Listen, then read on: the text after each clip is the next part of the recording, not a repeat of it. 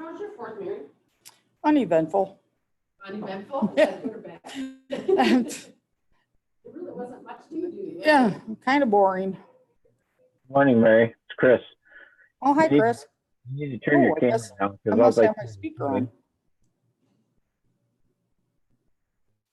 Yeah, your camera is pointed at the ceiling. Good. Just letting you know. I think I'll put a nice scenery on there. There you go.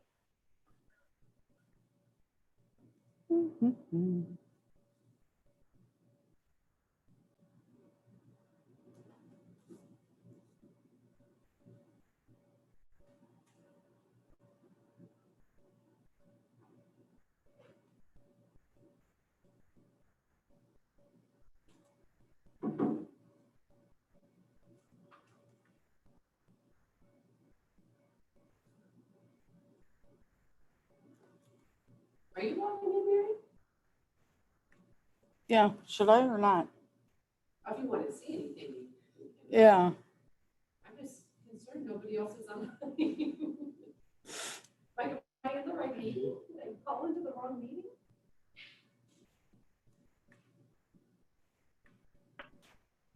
Hey, Mary, your mic's still open. Oh, sorry. Okay.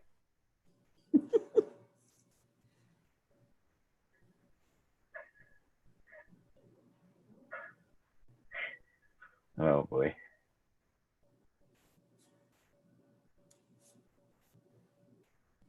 You lost your background again.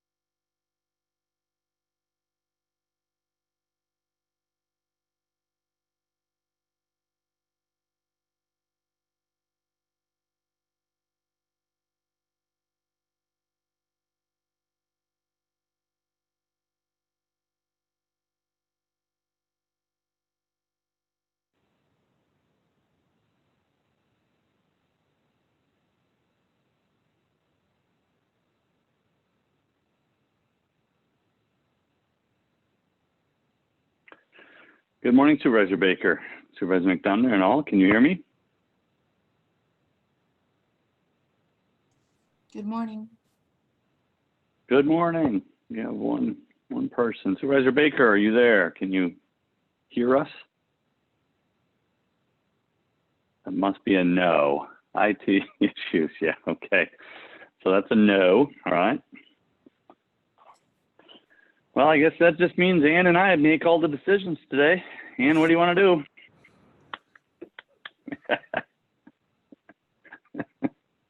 I can hear you, Jay.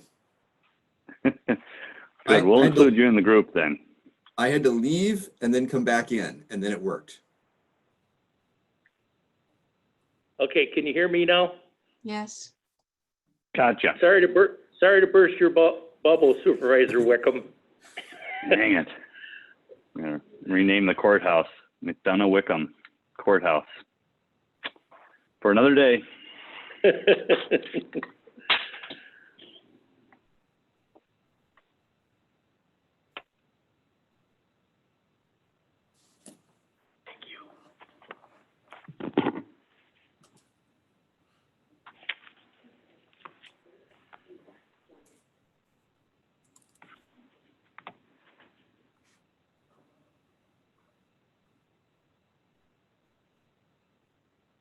Okay. All right. Okay, I guess we're ready to go here. We will convene the meeting of the Dubuque County Board of Supervisors, Monday, July 6, 2020, 10 a.m. So the first thing listed on the agenda is actually follows the meeting. It's 11:30 a.m. work session regarding water quality and nutrient trading in Dubuque County.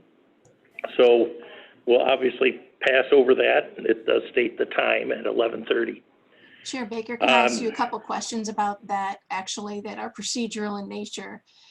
Folks had to go to another location to register in advance for this, and we will be forming a quorum, I believe, if we attend all together, and I certainly would like to be there. So, but we have a little bit of a problem as to how people might know that they are also invited to participate in this. I'm assuming because we'll have a quorum, it forces an open meeting. Okay. This was brought to, I think, most of our attention by Representative Eisenhardt. Is he on the meeting? Maybe he can send us a message through chat with the link.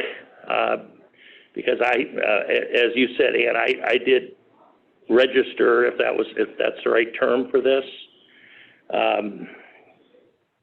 So it's a good point. I think we can have quorum without deliberating.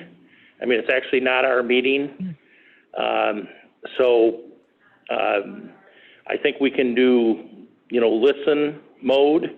But I agree, it's on our agenda. I think the idea is that we want to open it up to whoever might be interested in it. So why don't we see if we can get some answers on that? And I am not seeing who's all on here at this point. You want me to unmute Chuck? Is Chuck on there? Yeah, yes, please. Well, I think if we don't get our business done, then the point's mute. So let's get our stuff done, and then we can address that. Okay. Would be my recommendation. All right, when we get a chance Otherwise and we we'll have be- public comment at the end, we'll have Chuck jump in at that time. Point well taken. All right, we'll go to the next agenda item, work session, to discuss COVID-related issues.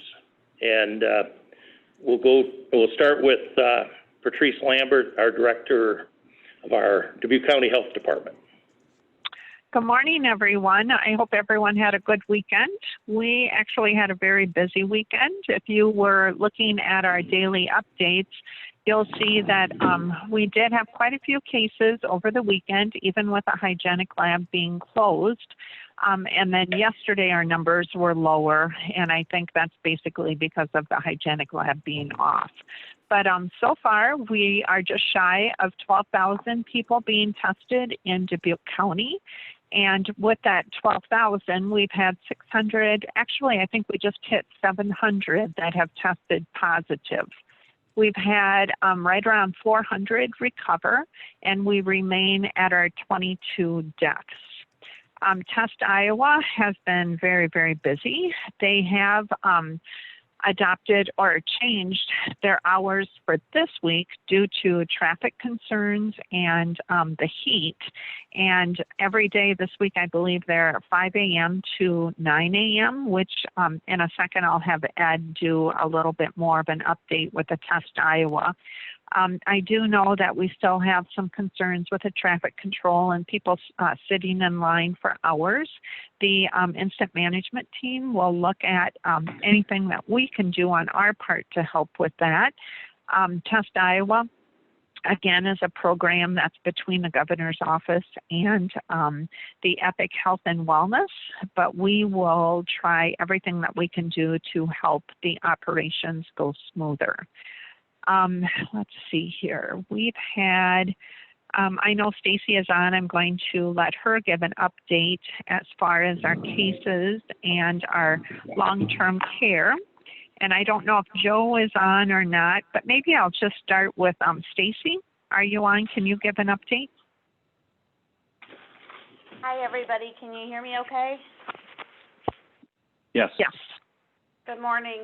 So, yes, VNA is still working with the jail, Dubuque Specialty Clinic, any other long-term care facilities that have any positives. We're still making daily phone calls, checking in on resident symptoms, and then also helping release the patients.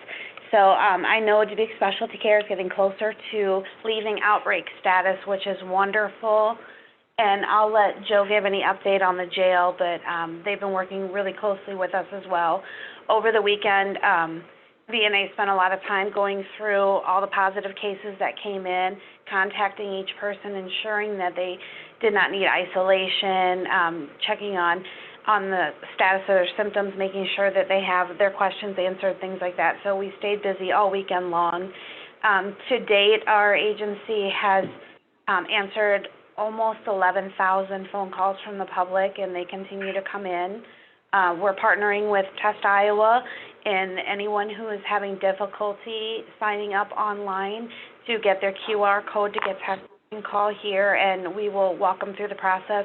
We'll actually go in and assist those that need it and then get that QR code for them. So it's been working out pretty well. Last week we served 12 people that way, and I don't have the full numbers for this, but it's more than doubled just based on the number of calls that we've received. So VNA is staying very, very busy with all of it. Thanks, Stacy. And then is Joe on?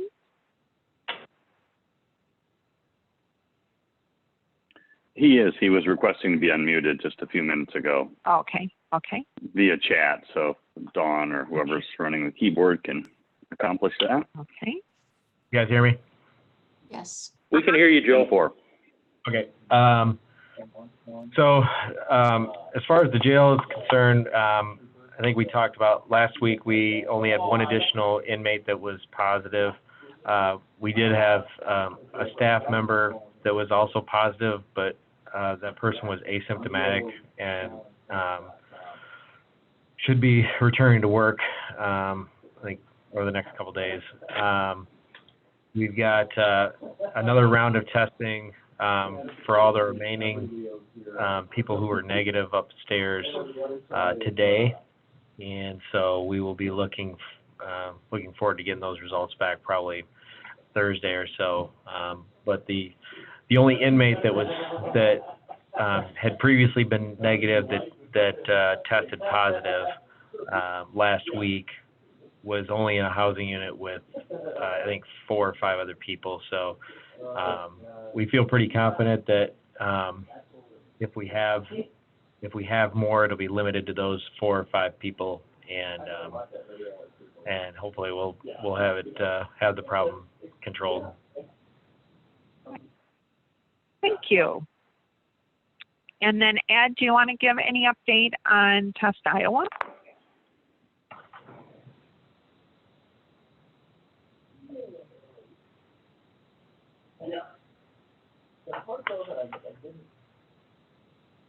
Is Ed on? Is Ed Raber unmuted? I am now. Thank you, Dawn. This is Ed Braber. Just a couple quick notes in addition to what has been already said. I thought that the testing that happened last Thursday in offsite in Epworth worked out exceedingly well in terms of demonstrating there's a lot of demand out there. Remind people that this is not just a Dubuque County test Iowa clinic. It's open to all Iowans, so there's a lot of people from other places that might show up to that. The demand since Wednesday has somewhat surged. On Wednesday, Epic had, which I saw, Epic had times during the day where there were no cars there at Epic waiting to be tested. And that was not the case on Thursday. And that was not the case this morning. I was at Epic this morning at 5 a.m. and there were about 160 cars there. Oh my goodness. And so I stopped out a couple hours later, a little after 8, and it was probably down to about 120 cars, just based on where I think that ends up being. So continues to be aggressive demand for testing. I talked with Epic's director over the weekend a couple of times, and actually this morning too. And so I, number one, am hoping to sort of help facilitate a meeting with some other local officials about some traffic and other things like that, as well as some other opportunities about how we can cut into those that demand a little bit easier. Just as a reminder, the way that that Test Iowa clinic site has been operating, it's been operating more as a drive up as opposed to one where individuals would call and make an appointment. So right now, as opposed to trying to have 300 people call and make an appointment, they just drive up. So there are some real trade-offs there. One of the things that has been part of some discussions is that there may be symptomatic people waiting in line for a test. As I've conferred with Epic as well as some others, anyone, and we need to communicate this back out to for the daily reminders to individuals that comes out through Randy Gale at the City of Dubuque as our communications person, that anyone who is symptomatic does not need to go wait in line for a Test Iowa test. They need to go to their primary care physician, or if they don't have one, just to acute care. They're trying to handle those sorts of situations, not waiting in line for what may be 30 minutes or 2 hours. So anyone that is symptomatic, that's how they answer their questionnaire for the Test Iowa assessment. They should seek getting a test at their primary care physician, whether that's in Dubuque or Dyersville or Manchester or wherever that is. I'd also like to add that there have been, I have not, I'm collecting information, trying to figure this out, trying to figure out some of the contact tracing. There was such a surge over the weekend. The tests that were conducted on Thursday, both at Epic and at the remote site in Epworth, the test results from the state hygienic lab all were processed, and those people were notified. There have been people that have had some concerns about how quickly contact tracing is being conducted. I don't really have any good information on that. I'm still trying to collect information on that, but I have been in contact with one of our state legislators even this morning about trying to figure out if the National Guard is trying to ramp that up. As Stacy Killian had mentioned, that that agency continues to do some of that, but they're not necessarily doing the contact tracing. They're doing some assistance and daily contacts with a certain group of people. So figuring out how that is scaling up and what the expectations should be, or if additional resources need to be put at that, I'm hoping to have a better idea about that later today, and I'll communicate that back to you. I'd also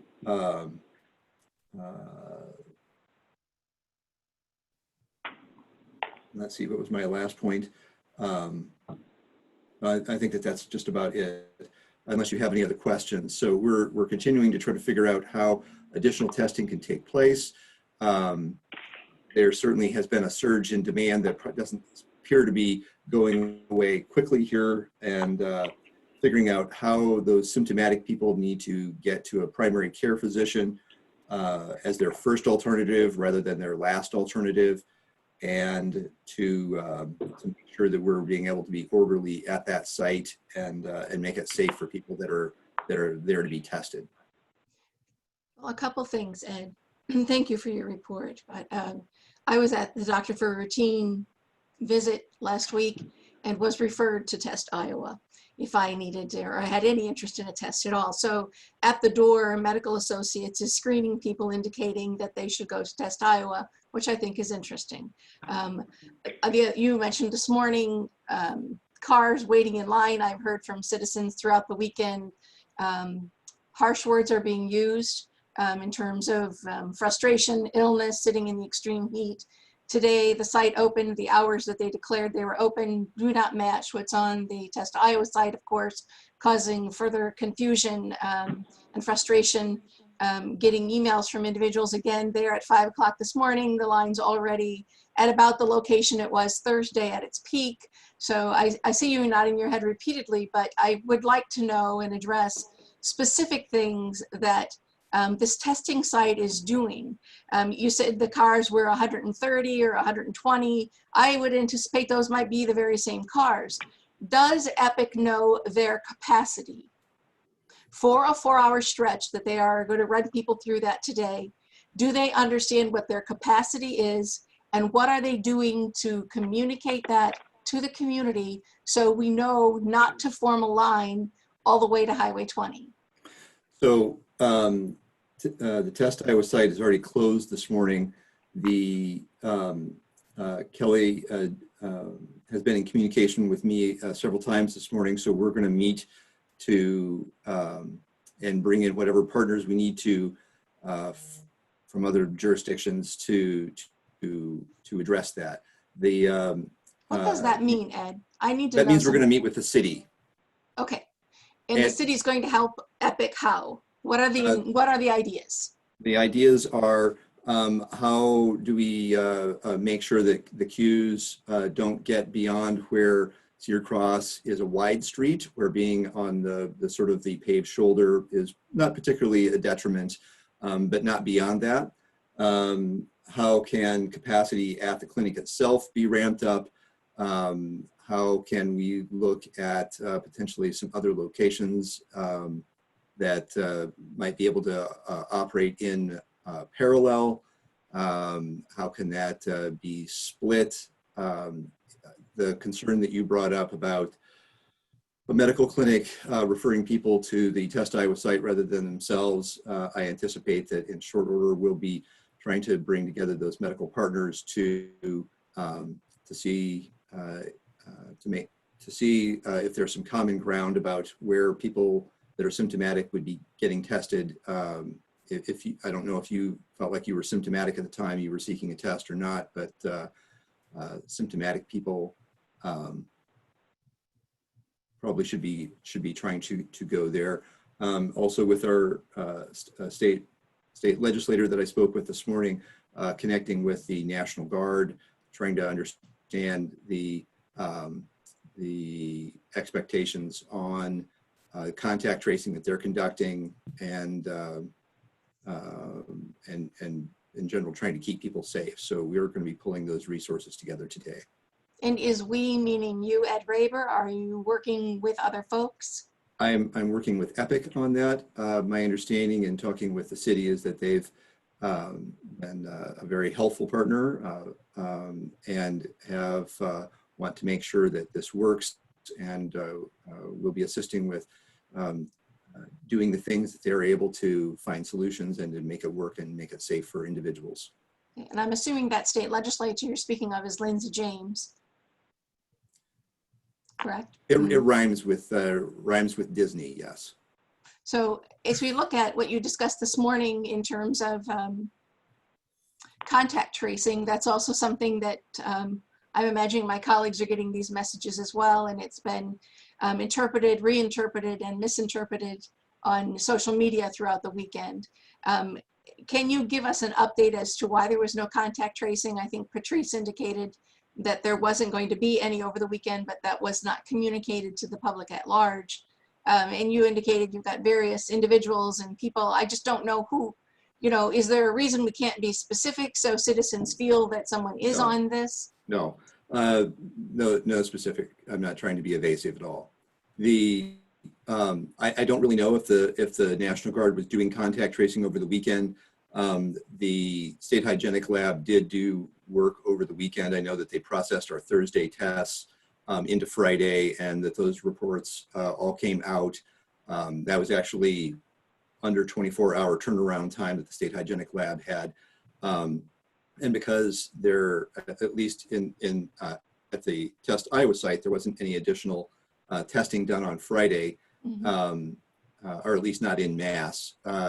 The only testing that would have happened would have been at other care facilities or other medical clinics, just a little bit that they have been doing for the last while. So I think that the state is caught up on the testing that has been conducted here, understanding how many of those individuals have had the contact tracing started that tested positive. I don't know. That's not a system that I have been able to be a part of up till now, but I believe that today I will be ensconced in that and having a better understanding of that.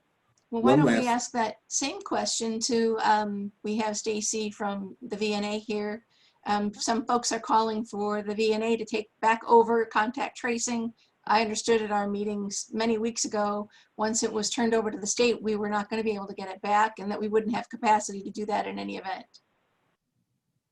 Anne, can you hear me? Yes. Okay, so I can address some of it. So I do know that, and I couldn't tell you any reasoning why, but I do know that we were told that the National Guard was not doing contact tracing this weekend.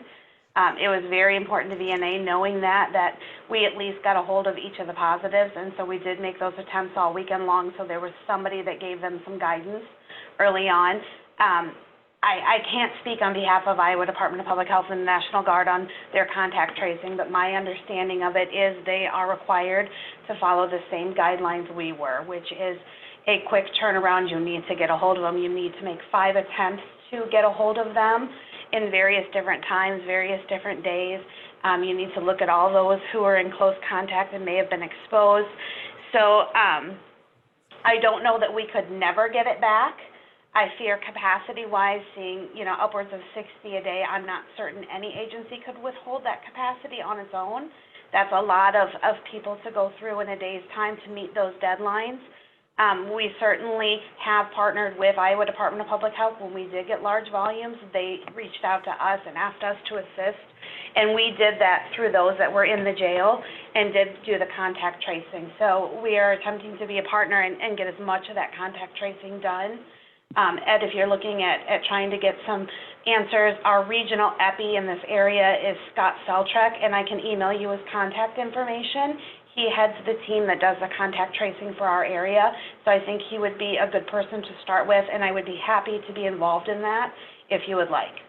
Well, I think what we're really looking for is confirmation that the contact tracing is beginning again today in earnest, right?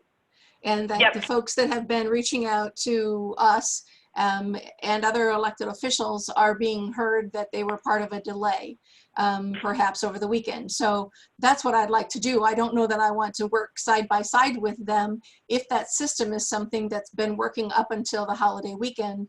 I just would like confirmation that it's ongoing again, and that it's meeting the concerns of the individuals who have reached out. And I think Representative Lindsay James has some of those folks as well.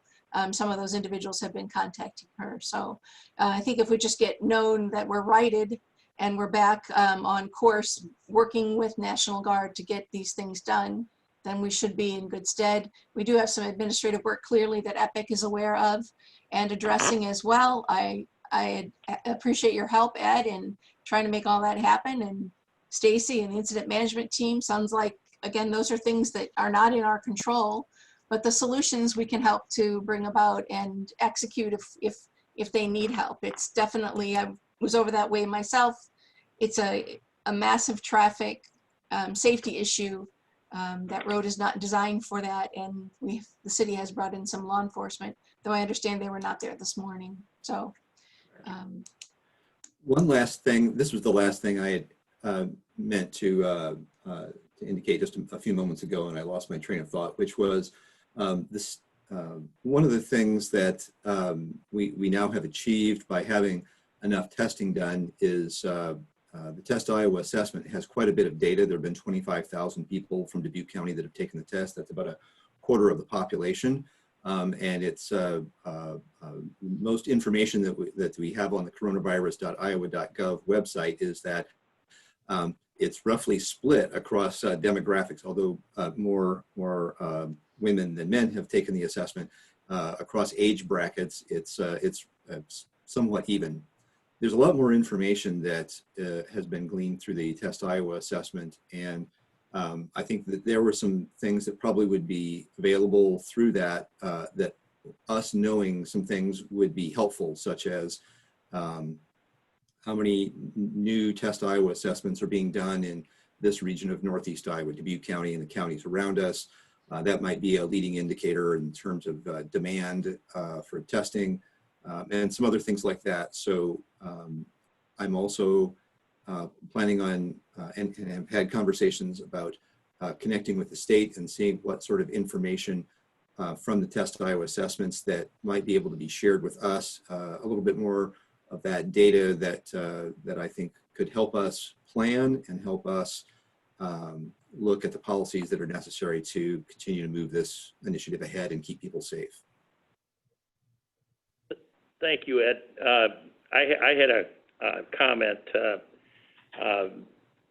Ed, sometimes, Ed, when you step outside the box, you subject yourself to criticism. I want to point out that Thursday, July 3rd, in the afternoon and evening, spearheaded by Ed Raber and Tom Berger, they tested 400 and some people out in Epworth. And, anytime you wait in line and you get told, you have to come back, I'm sure there were some people that weren't happy. But the poll, if you will, for the tests, this occurred after that.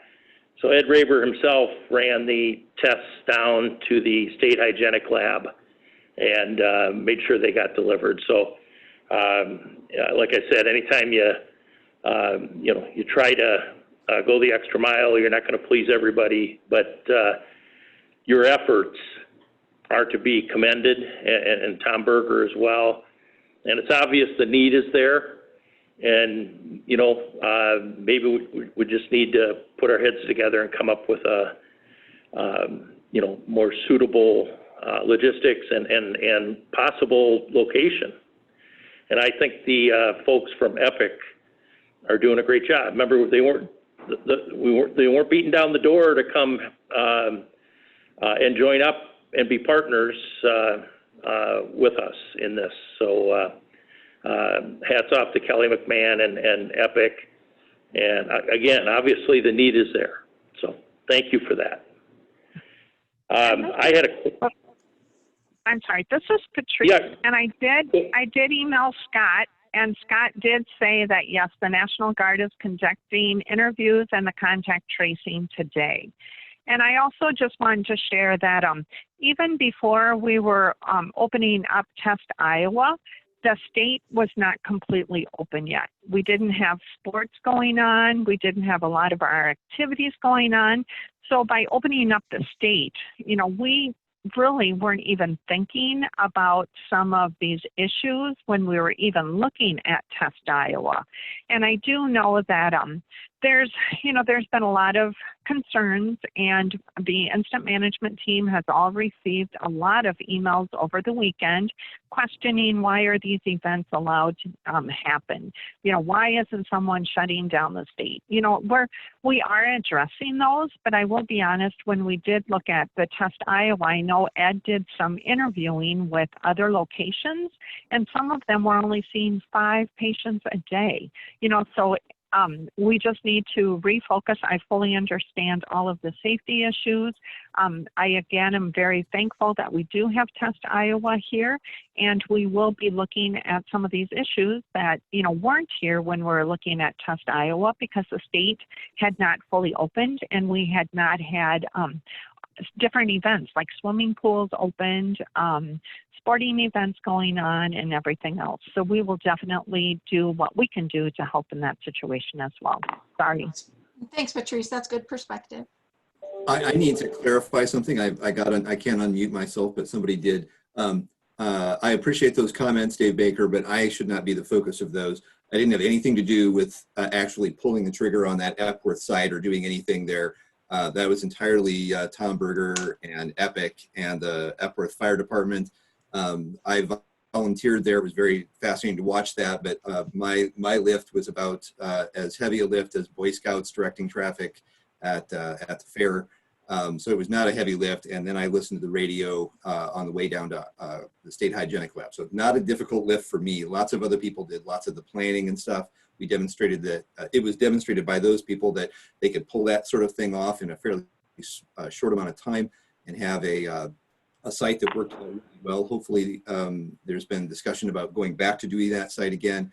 And I have a meeting coming up later this afternoon about looking at some other options elsewhere in the city of Dubuque that might have some more accessibility, even walk-up opportunities and things like that. And we're pursuing that with the city right now. Also, places like Crescent has been really open and trying to figure out how they can help and how they play a role in that. So I'd like to make sure that that they're recognized for being a partner that's really on top of it and looking, although it hasn't materialized yet, looking for ways that they can help with the clients that they serve and figure out the right solution. So we're engaged with that. Again, I didn't have anything to do with that Epic clinic out at Epworth, but props to Tom Berger and the team from the fire department there that actually pulled that off, and the other people that joined the testing effort that day. It was great, and even though they did over 400, there were still some people that didn't get tested that day. So just it's challenging to scale up that quickly and figure out how to do all that. That was a day of over 600 tests in the county. So we'll have some more of those coming up, I believe. Do you know what Epic is doing? They closed the clinic at 9 o'clock this morning and will not reopen the testing clinic until 5 o'clock in the morning tomorrow. What are they doing this afternoon? Are they on site at an employer? Could they be in the city of Cascade doing other pop-up testing? What do we know? They, to answer a previous question first, Kelly has said that they asked the state last week to update their website and they haven't. So hopefully that will happen today. That hopefully it was just one of those over the holiday weekend glitches, but they asked about that because they had planned on this midweek last week. Two, there have been an employer that they're going to be going and doing some testing at. They're trying to work that in to get additional tests completed. And they are looking at how they're going to be able to go and continue to do some locations this week, not at their current location. Continuing to do that at their current location, but to augment that with additional resources that probably toward the end of the week. So we'll be hammering on that as soon as this meeting is over. Great. Thanks, Ed. I did have, and I think Patrice touched on this, regarding, some larger scale events going on in Dubuque County.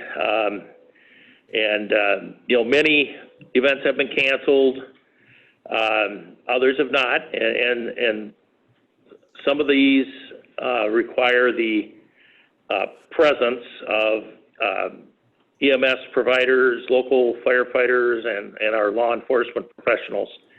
And I have heard from some of these folks that expressing concern about some of the events that,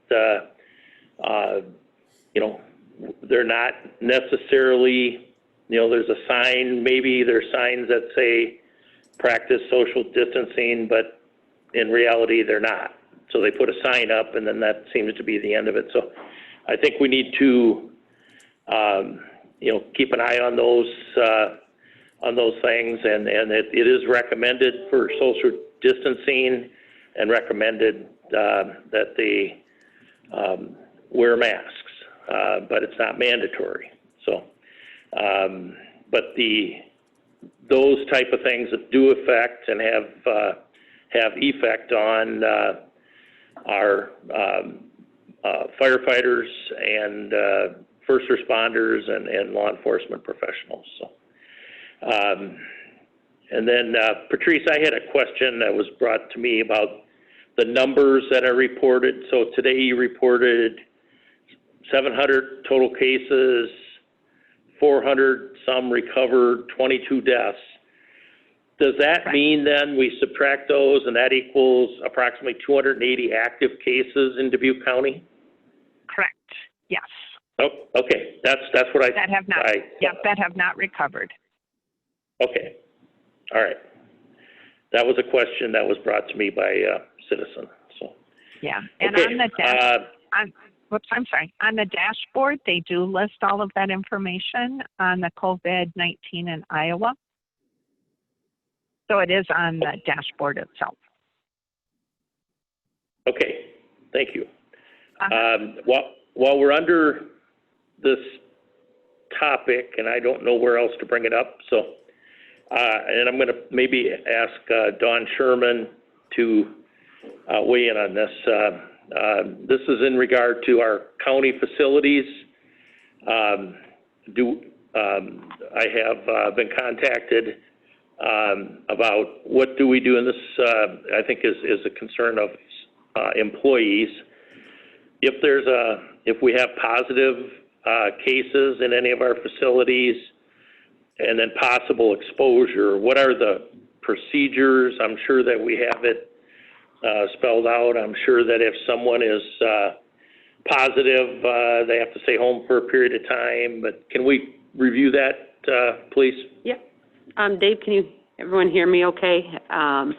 So when we have an employee who is positive, they are obviously taken off of work. They're paid the federally mandated COVID pay. And if they are showing symptoms, they return after they have 2 negative test results that are greater than 24 hours apart. They are able to resolve their fever without taking fever-reducing medication, and any respiratory symptoms have also started to clear up. If they are positive and they have not shown any symptoms, we're requiring that they have just 2 negative tests, 2 consecutive negative tests, again, that is greater than 24 hours. In the instance if we have a positive employee, we will review who they've been in contact with, and then notify those employees to go receive a test. We've directed them through the Test Iowa site, and if they receive a negative result, they will return to work, and then obviously with a positive, we go through those same steps.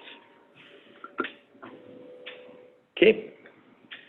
Any questions for Dawn? And do any of our, we have a number of employees on the call, if anybody has other questions.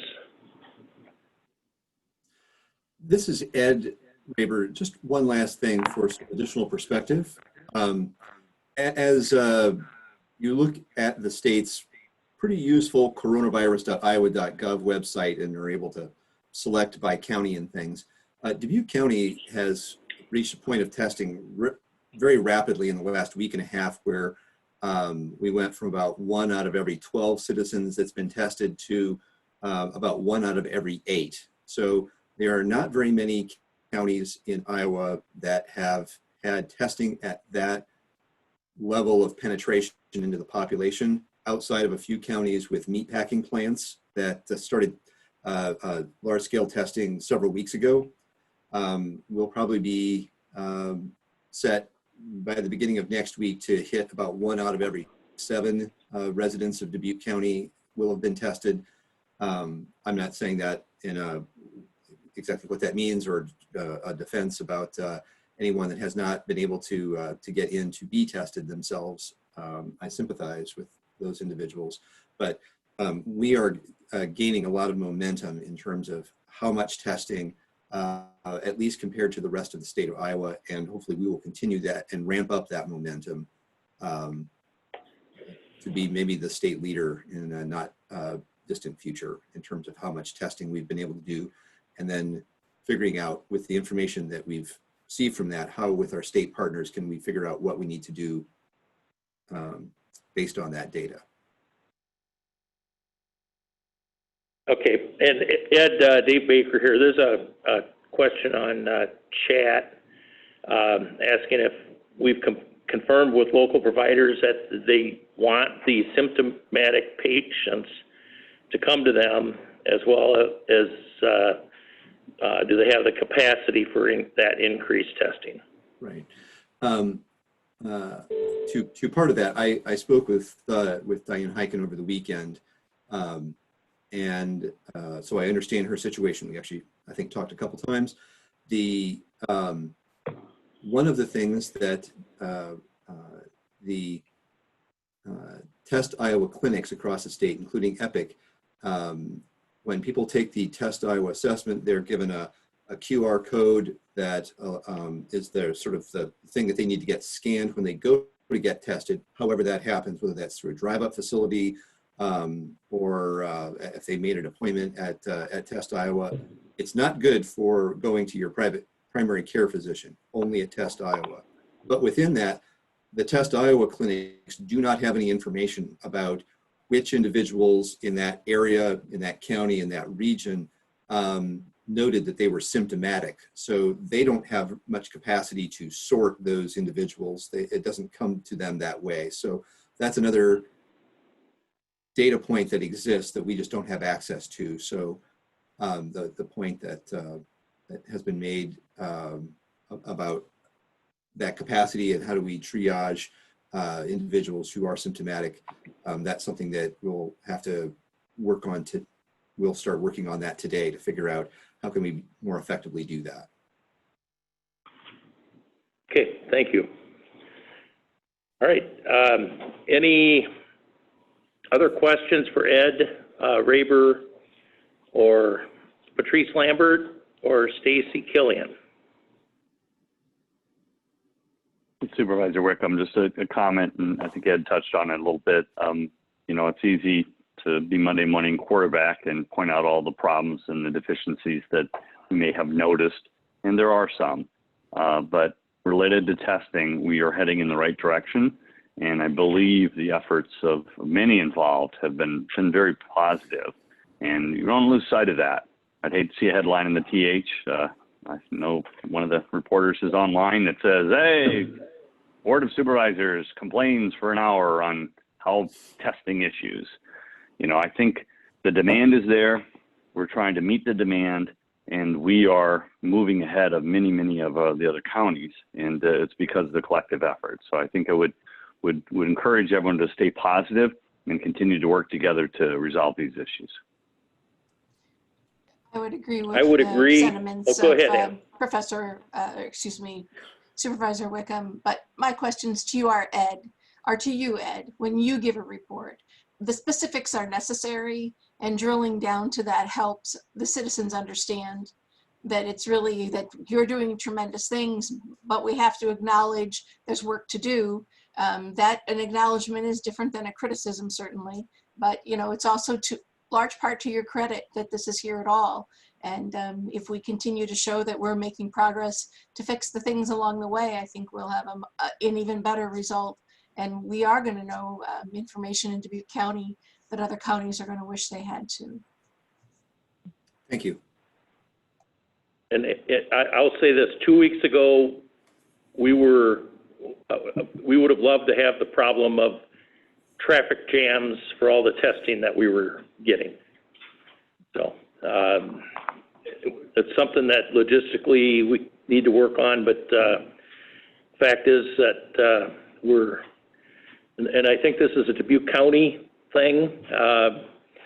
We're able to form partnerships and get things done. And that's one of the reasons that I'm proud to sit in this chair and represent the people of Dubuque County, because we'll figure it out, find a way to get it done. And we're doing that. So we overshot a little bit. I'd rather work on that problem than the problem of not getting enough testing. So, all right, any other questions for Ed Raber, Stacy Killian, Patrice Lambert, or any of the Board of Supervisors? Okay, thank you all. Tom Berger on. Does anybody know if Tom is on?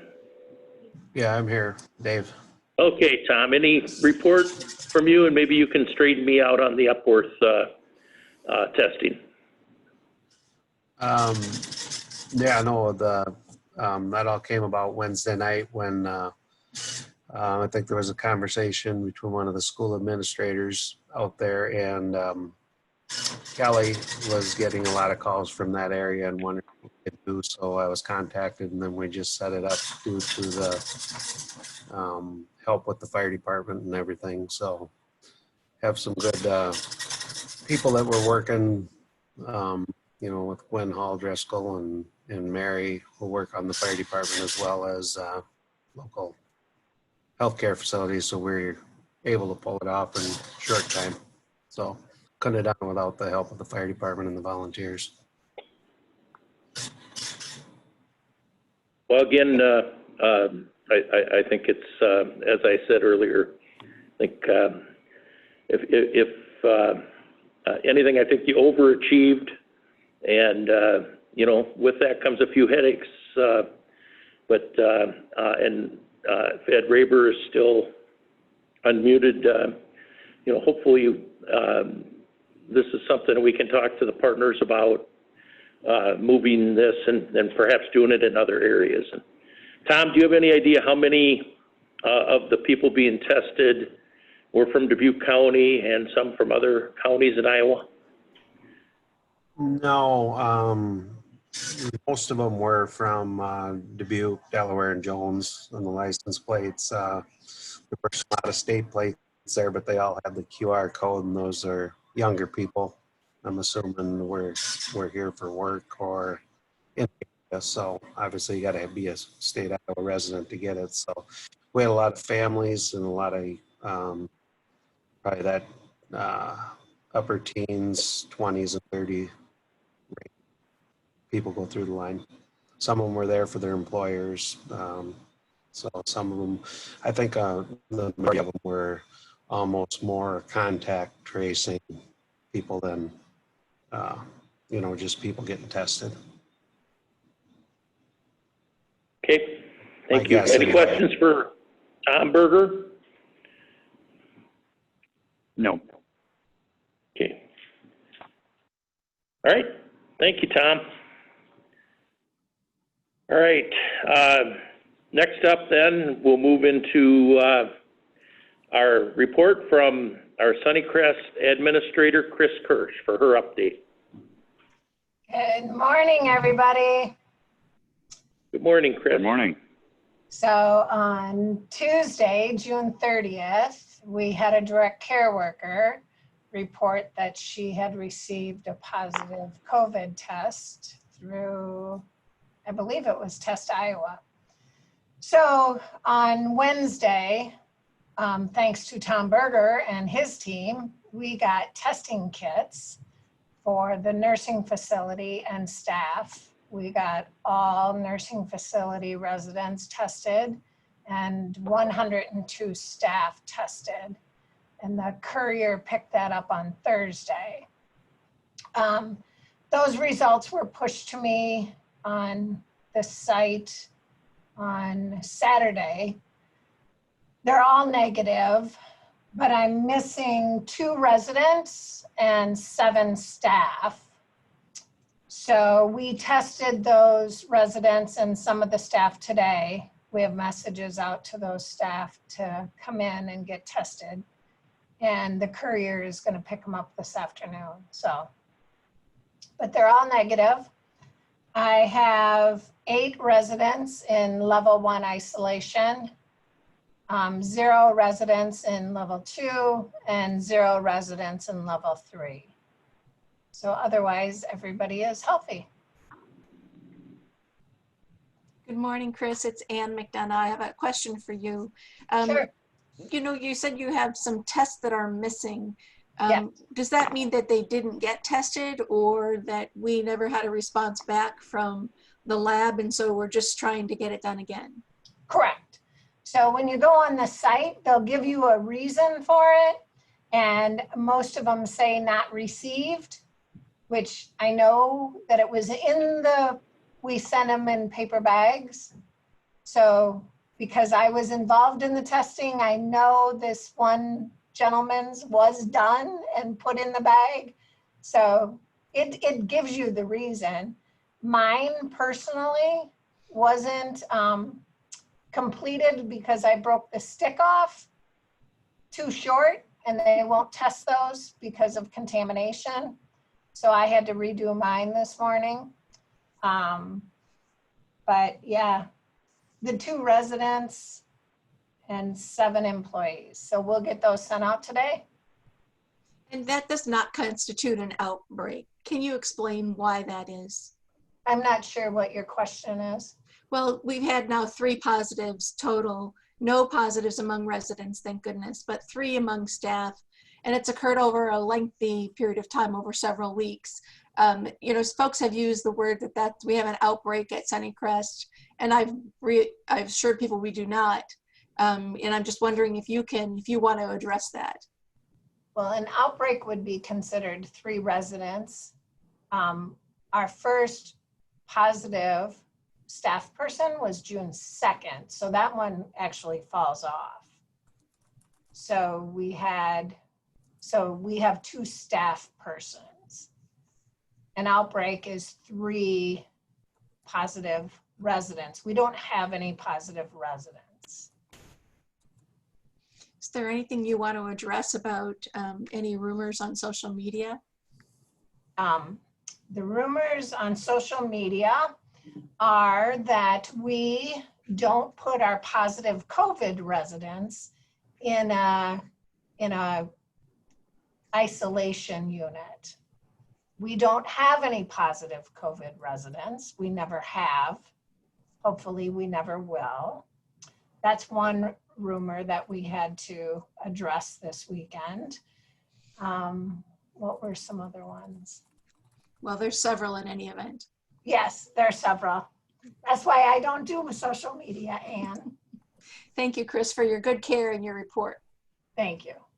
Any other questions? Any other questions for Chris Kirsch?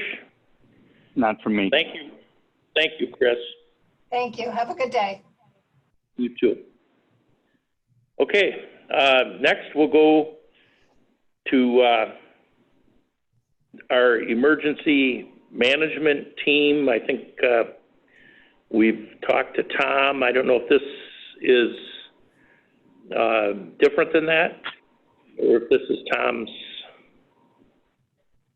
This would be Tom's report. So anything else from Tom Berger or for Tom Berger? I probably jumped ahead a little bit when I went to Tom earlier. My apologies. Okay, we'll go to next would be the Board of Health update. And at this point, Tom Beschen, will turn it over to Chair Tom Beschen of the Dubuque County Board of Health.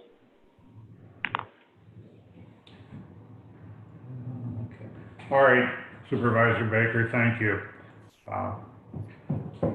Not much of a report. We did meet last Wednesday night However, we were unable to produce a quorum for the meeting. And that makes 2 weeks in a row that we've been unable to have a quorum for the entire meeting. So we discussed a few things, but we were not able to take any action.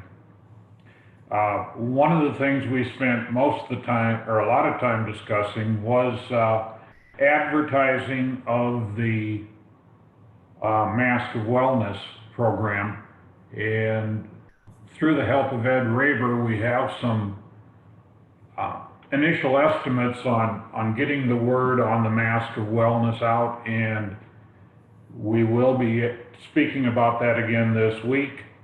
Our hopes are to run ads in the local newspaper, local publications, to get the word out more than we have. And the other thing we would be looking to do is to make some of the Mask of Wellness advertisements, the stickers, the wall clings, things like that, available through the businesses throughout the community. The other thing I had mentioned, since that time, we have had one resignation from our Board of Health.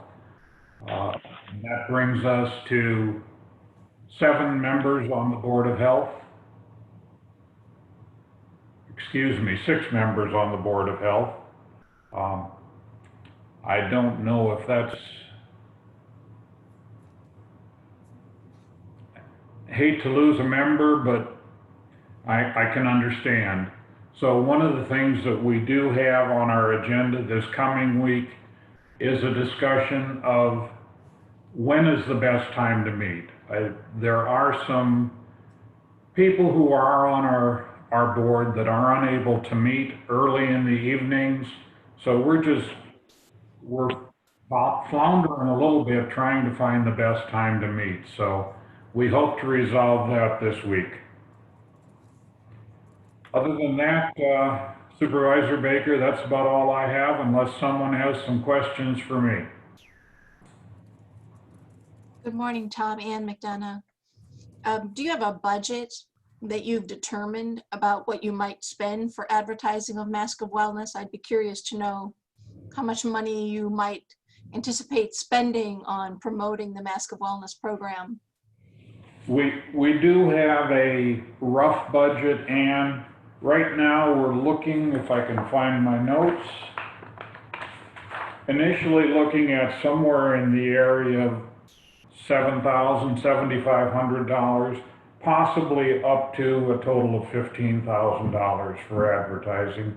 And that would include some work with the group that has developed the Mask of Wellness program. So media, right now, we're looking between $5,000 and $7,000. That has not had we've not able to then run that by a quorum of the board to move it forward to the Board of Supervisors, but that's the amount we're looking at the moment, and we're looking to bring that from the $500,000 that was allocated to the Board of Health by the board. Right. Over the weekend, we got email. I got an email. I think we all did, probably as supervisors, from a major employer telling us that they are posting their own mask message, and it is not the Mask of Wellness. And so, you know, we might need to take a step back to reassess what employers are doing, what are the large employers doing, and it wouldn't, you know, there's been a delay in time since we adopted Mask of Wellness, and it's not to anybody's fault that you've not formed quorum, but spending $15,000, if there's other messages out there, I don't know if it wouldn't be better to, you know, kind of form more of a different message than kind of proceeding with something that could be, in my opinion, that's expensive to advertise a program. But I'm one voice on that. And I also wanted to just share, I think several of your members are here, but Terry Goodman was established back in March, early March, as the designated liaison for legislators and for elected officials for questions, to have those individuals who have issues about COVID.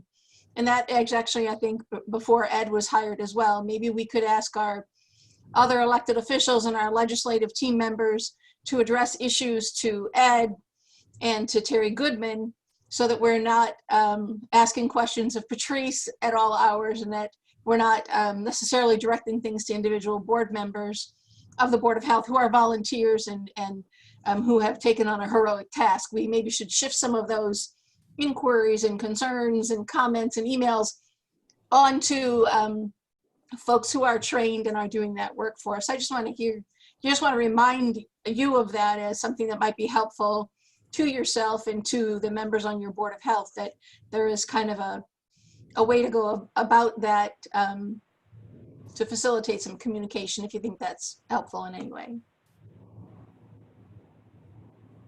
Thank you, Ann.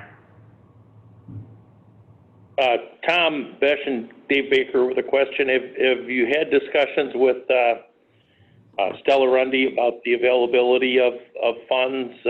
We had in FY20 had appropriated funds for the Board of Health, and I think there's a balance, and I'm not sure if that needs to be reappropriated in an amendment.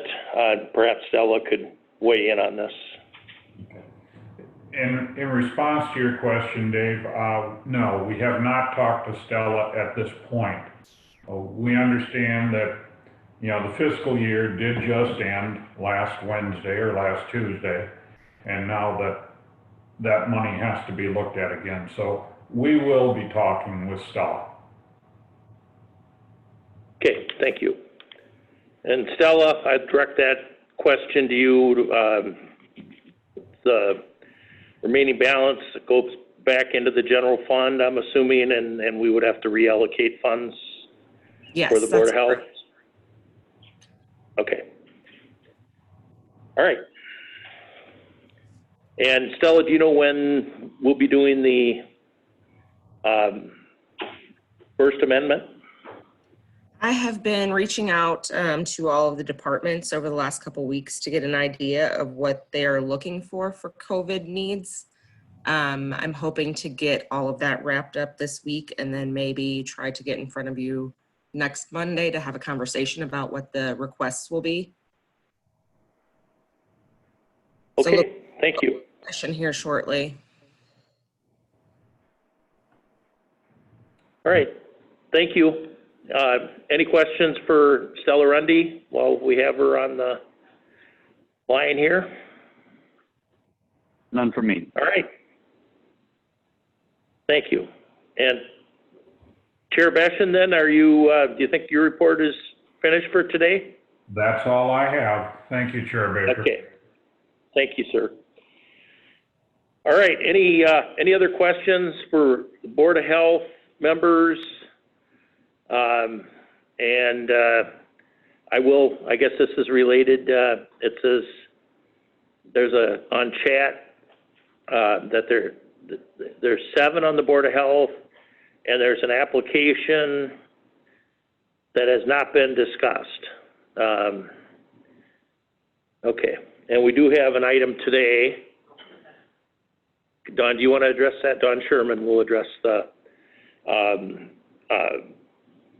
issue of new board members.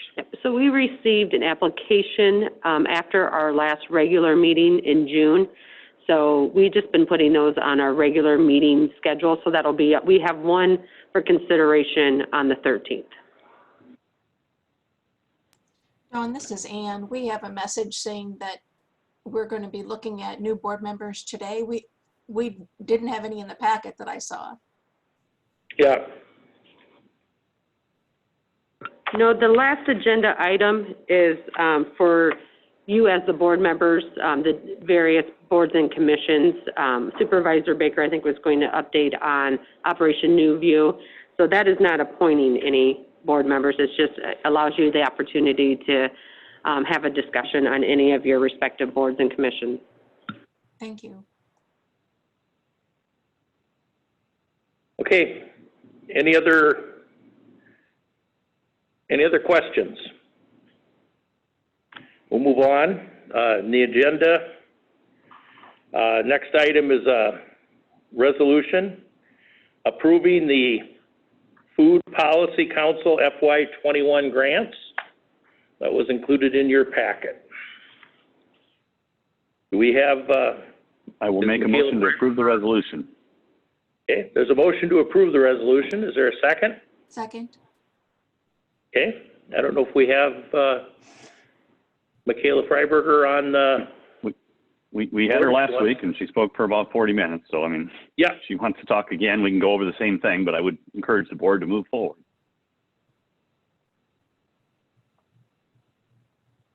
If she wants to speak, I'd give her the opportunity.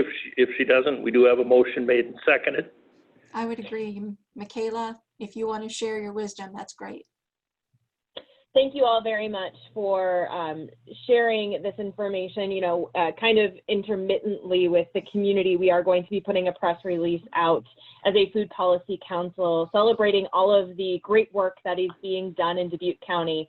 And spending 4 minutes last meeting, I really do appreciate your continuous support of our Food Policy Council and all of the efforts that continue to take place in Dubuque County to feed everyone.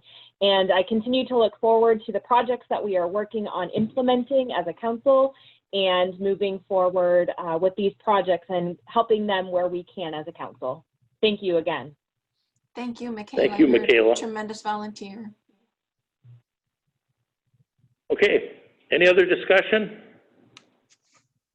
Motion was made and seconded to approve the resolution. All in favor signify by saying aye. Aye. Aye. Aye. Carried 3-0.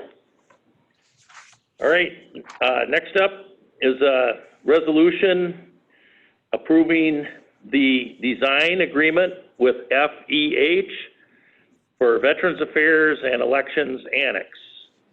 And I know we have Christy Monk. We can unmute Christy. And believe the information was in our packet, and the proposal from FEH would not exceed $7,000. Christy, do you have any? Go ahead. No, I don't have anything to add. I think we discussed it at length last time. So it's the same proposal, just updated with the date and clarifying that it would be for Veterans Affairs and the Elections Annex. Christy, how did you get 6,200 square feet as the need? You've previously done 2 space assessments for us in 2014 and 2016. Elections was in both of those assessments that we've paid you for previously, and then previous boards have done that work. And then also the veterans were discussed, I think they were in the 2014 prior to their move to their current location in the old jail. And their square footage there is very different. Nothing that I can calculate comes up to anywhere near 6,200 square feet. Can you help me understand that? Yeah, that's a great question, Ann. The 6,200 square feet was the approximate space available in the Save-A-Lot. So that's where that number came from. It was anticipated that we would not exceed that number, but we hadn't done any evaluation to see where we would land related to the space available. But the space that's actually there in that old grocery store is many, many thousands more than 6,200, right? Yes, when we did the proposal, it was 6,200, and now my understanding is the whole space is available, and we would plan not to exceed that 6,200, but that was, it was more of a number from our previous discussion in February. Christy, Dave Baker here. So looking at, let's use Veterans Affairs as an example. I assume that you'll assess what they currently have and what they believe their needs are, and then that'll be presented at some point for us to review. Yes, we'll work with them to come up with their program and then work with the supervisors to make sure that it doesn't exceed expectation.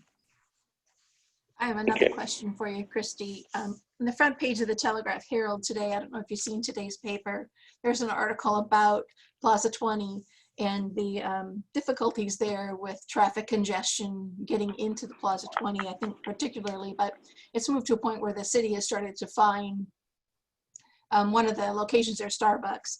The paper states that there was an engineering firm that recommended against any further development in Plaza 20 and recommended that there be a complete traffic study that accounts for any full development of Plaza 20. I'm wondering is that something you're aware of? It certainly wasn't something that we were aware of last week, informing consensus to look at the opportunity to maybe explore Plaza 20. Sounds like there could be some roadblocks. I don't mean that in a literal sense, but maybe it is. I thought it was a pun.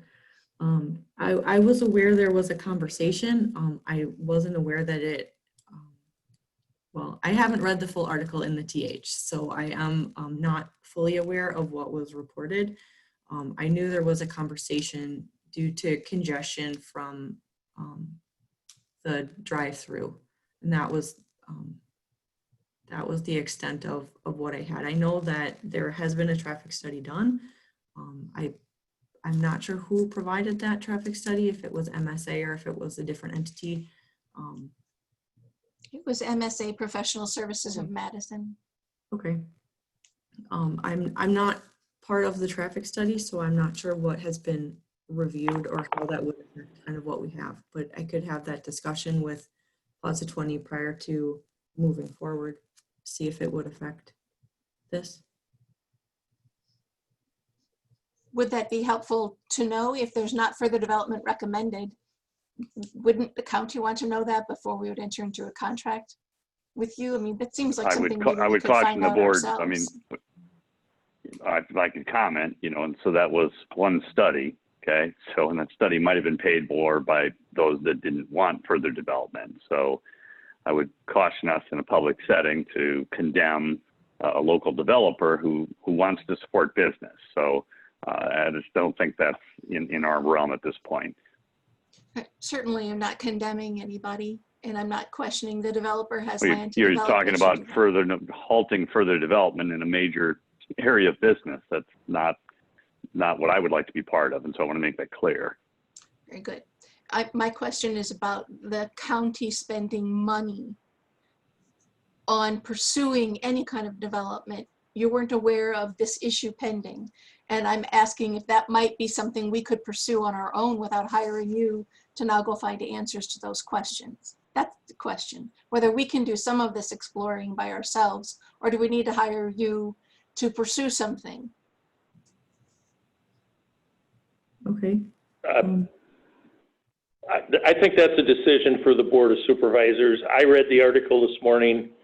I was aware that they had issues with a proposed drive-in that may be coming in.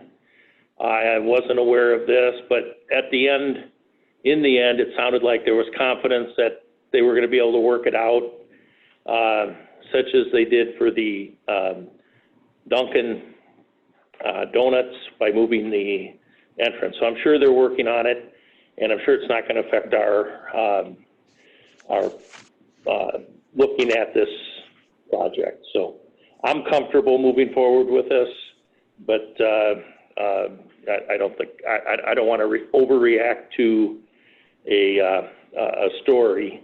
Again, if you read the whole article, it sounded at the end as though they were cooperating and working on the problem. And then my last question to Christy is that we, in our packet today, and there's going to be a work session about the city assessor possibly moving to a new location. We've committed to taking that space in the courthouse and making that into a much needed court space to actually hold court proceedings. So, but we have a letter from a realty company that outlines space, cost, improvements, triple net, what those maintenance fees might be. There's just a whole host there of things that let us know as a board, you know, what we might be looking at in pursuing that location.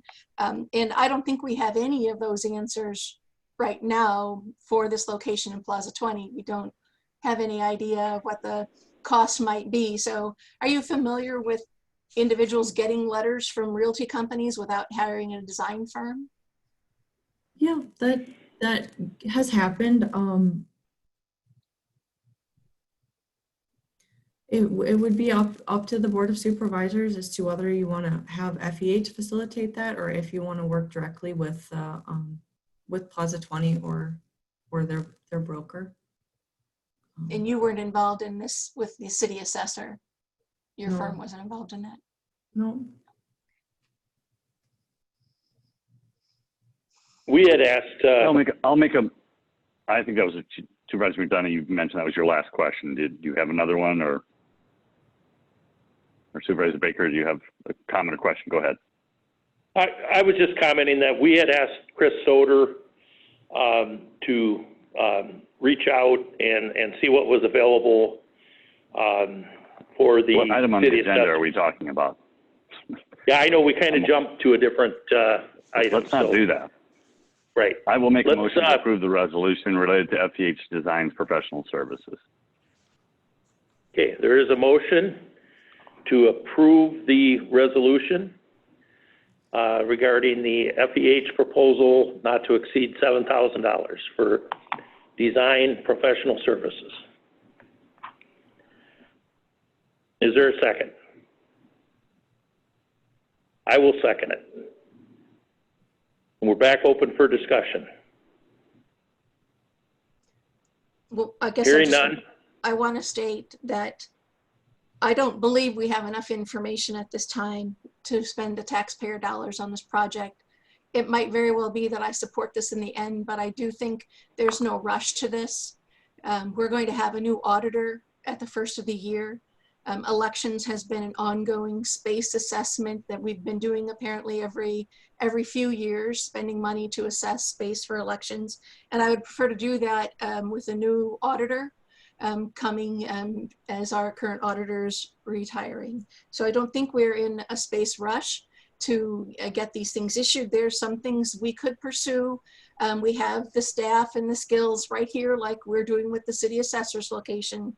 And I'm going to be voting no because I think the proper motion for this is to table until we have opportunity to see if there's other ways we can avoid spending $7,000 of the taxpayer dollars. Okay. Understand. All right. Any other discussion? All in favor of the motion signify by saying aye. Aye. Aye. Any opposed? Nay. Carried 2-1. Okay. Next up is a resolution to approve the Northwest Arterial John Deere Road Corridor FHWA FY 2019 Build Grant Agreement Scope and Budget Modification White Paper. I think we'll need to go to Anthony Bargett for this, and Chandra Ravada if he's available. Yeah, good morning. This is Anthony. I'm not sure if Chandra is on the call or not, but I'll speak to this. So this white paper, believe it or not, is a pretty simple paper that the federal government is requiring to essentially uncouple or split apart the Northwest Arterial project from the John Deere Roads project for the build grant. So this it's a white paper it's a one-page paper with a description of that decoupling, plus the splitting of the, or I guess redefining of the costs for the project. So this would be specifically just revising the cost to be John Deere Roads area only. And then the match would be a 20% match from the county, which for the most part we have it covered, except for I think around $300,000, which we're going to try to come up with through some grants. This would be submitted to the Federal Highway Administration for approval, and it sounds like it's a pretty quick turnaround from what Mr. Kane with FHWA office explained.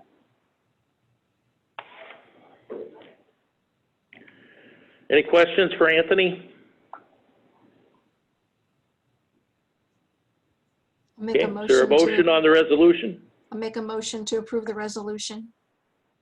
I will second that motion. Motion made and seconded to approve the resolution. Any discussion? All in favor signify by saying aye. Aye. Aye. Aye, carried 3-0. Okay, next up, and thank you, Anthony. Next up is a resolution to approve the FY21 salary resolution. And this is for the non-represented and the compensation board employees. I should restate that. The employees who are covered by the compensation board's recommendation and ultimate action by the Board of Supervisors on that.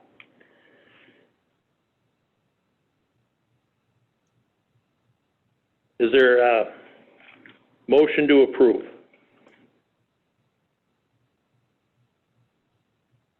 Make a motion to approve. Okay, there's a motion to approve the resolution. Is there a second?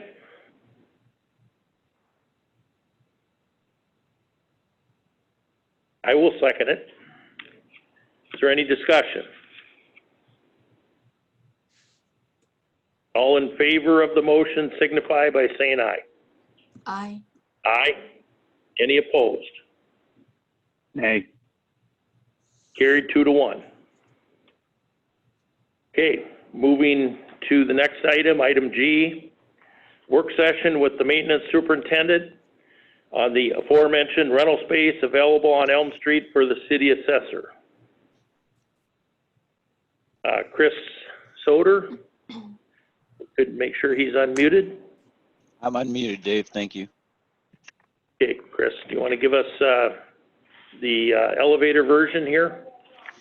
Yeah, we're looking at approximately a little over 1,000 square foot area, which would be more than sufficient for the city assessor. The building owner is willing to do some demo and stuff and building a new wall so we can better utilize the front door area space. The only cost we'll incur for us with any of this project is some carpet work and IT work, which would be the drops and fiber.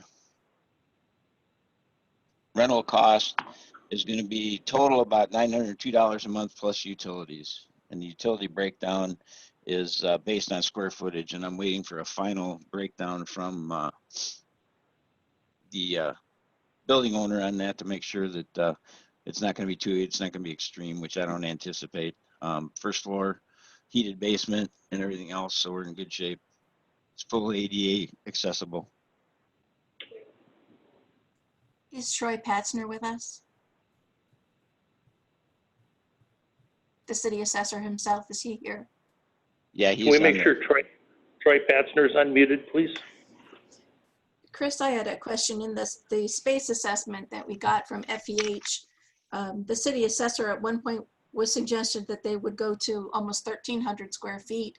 That's why I'd like to have Troy with us as well to make sure that this new square footage doesn't meet that need identified in the space assessment. Oh, I understand. Troy, are you there? Yes. Can you hear me? Yes. So I think the space that's there, if we were creative enough with our designing it, we should be able to make that work. It sounds like they'd be willing to move some walls around for us to accommodate the space needs that we'll have as far as trying to get the desks in the appropriate locations so we can stay safely apart. We may need to use the back area that's a kind of a break conference room.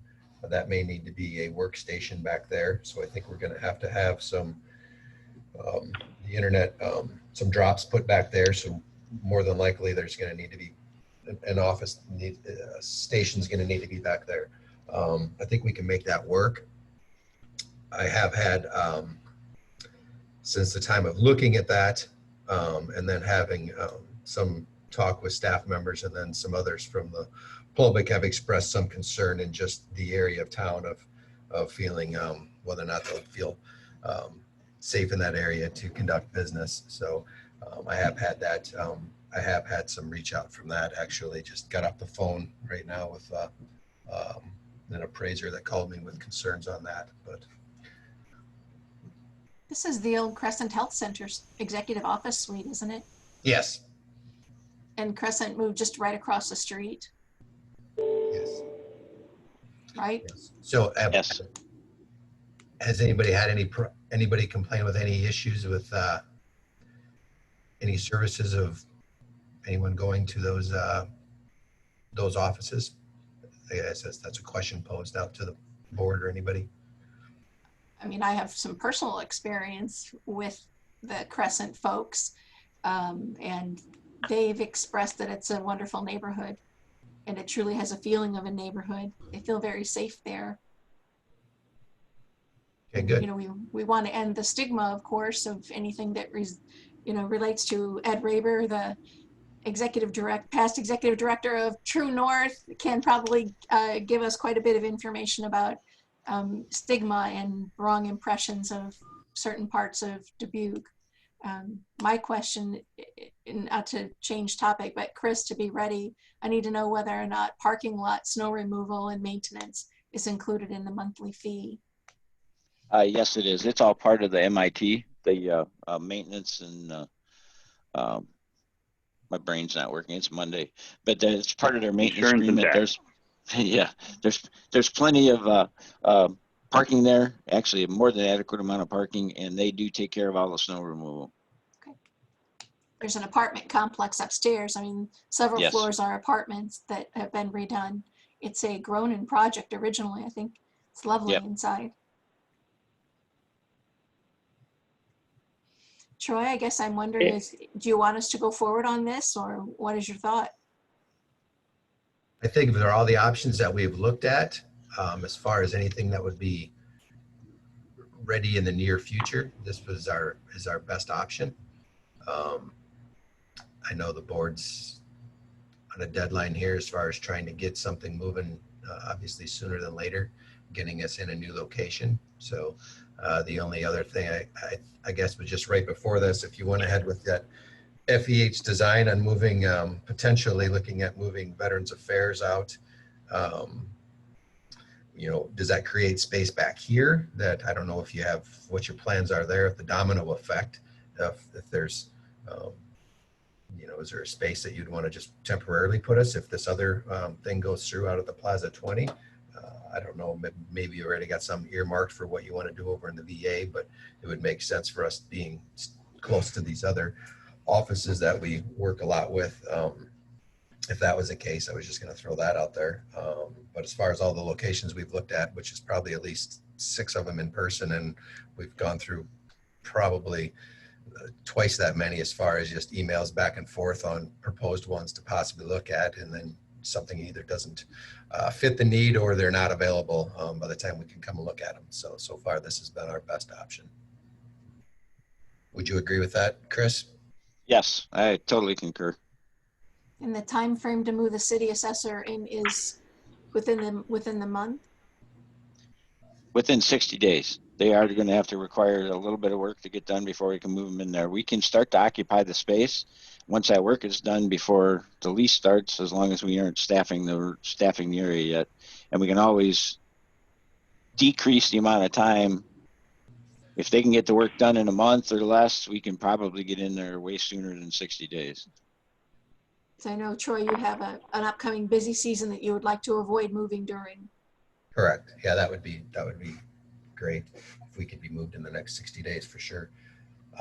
As long as, I guess at this point, right now, there isn't any fiber network to the building. We were told on our second time we went through the property that it was going to be installed. So I guess we just need to get some confirmation that there's going to be in there sooner than later. I just kind of a talk with IT. It does sound like there's pretty good lag as far as when you call and you schedule to get that put in there, you can be at least a month out. So we'd want to make sure that's in the process. That definitely needs to be there for us. Chris, is that a delay on the county's part or on the city's part or a private vendor to Right install now, fiber? it'd be more than likely it's a private vendor that does the install, and there is always some delay on that, especially when you're using city infrastructure. I talked to Nathan a little bit this morning via email, and he's looking at everything right now. That's where that 60-day window comes into place, is that the single biggest delay we'd probably have is fiber. And is that at a cost to us? There will be some cost to us on that, as well as the drops and stuff we'll have to put into the office space. I don't have what is the cost for fiber? I don't have a cost for the fiber. I have not been able to get that yet. It's just too short a notice as everything was going on.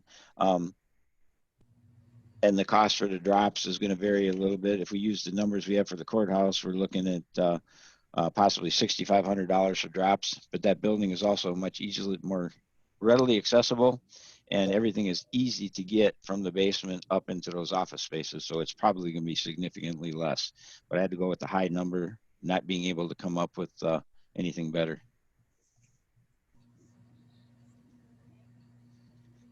Okay, other questions for Chris Soder or Troy Patzner regarding the resolution? Excuse me. Not sure we have a resolution. I'm sorry, there's no resolution.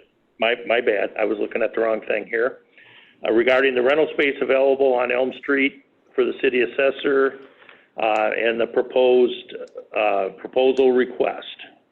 And Chris, I had a question. It looks like the initial term would be 24 months. Is that correct?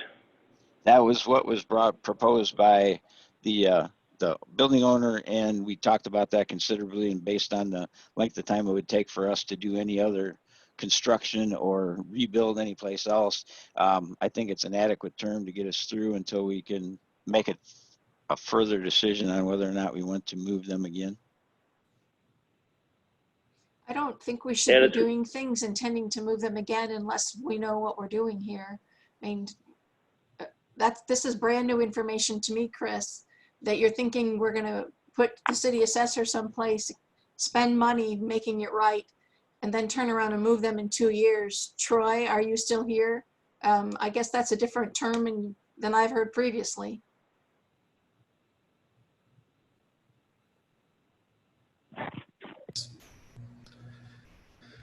I think maybe what Chris was just referring to is there's just been talk at times of would there ever be more of an administration building that would have yes, is that's I guess what he's referring to.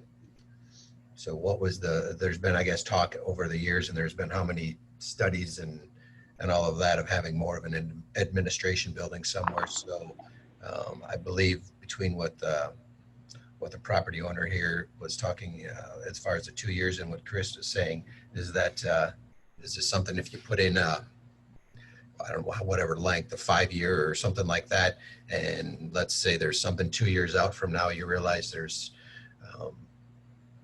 you want to move forward with some sort of administration type of a building. If some opportunity like that comes up, then and you wanted to involve us in that with the rest of those offices, then we just didn't want to kind of be hamstrung with that. I guess that was what you were thinking, Chris? Yeah, that's exactly what I was thinking, because there's been a lot of discussion about centralizing all the administrative functions, and if that was something that was going to happen, it definitely wouldn't be happening within 2 years. And if this location and everything else works out, there would be no real reason to move them after that. And we could go for 1-year leases after that, or we could go for extended lease again.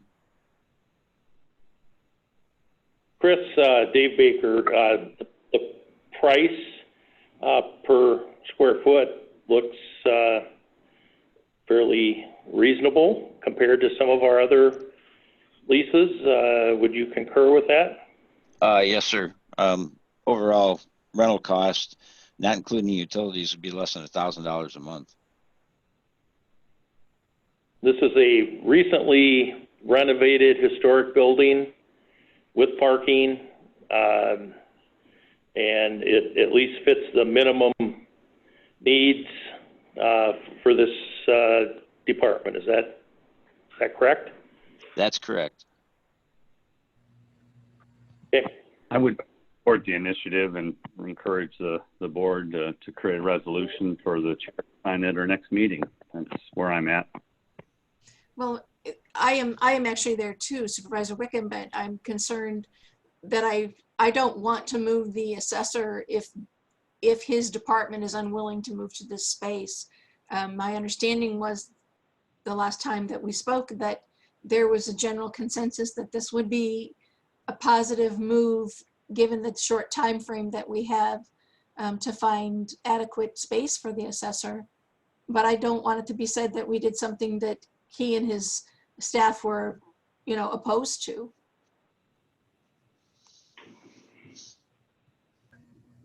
I'm not saying I'm opposed to it. I was just expressing, I guess, that I've had concern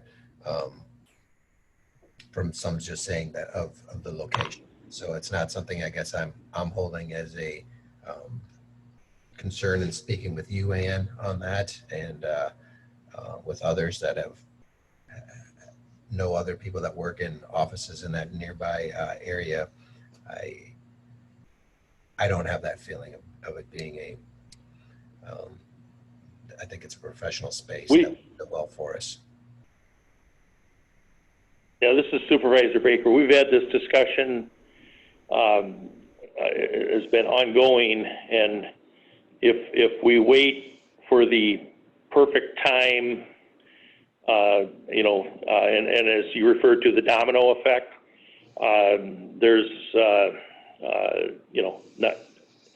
nothing happens because there is no perfect time where the stars and planets align.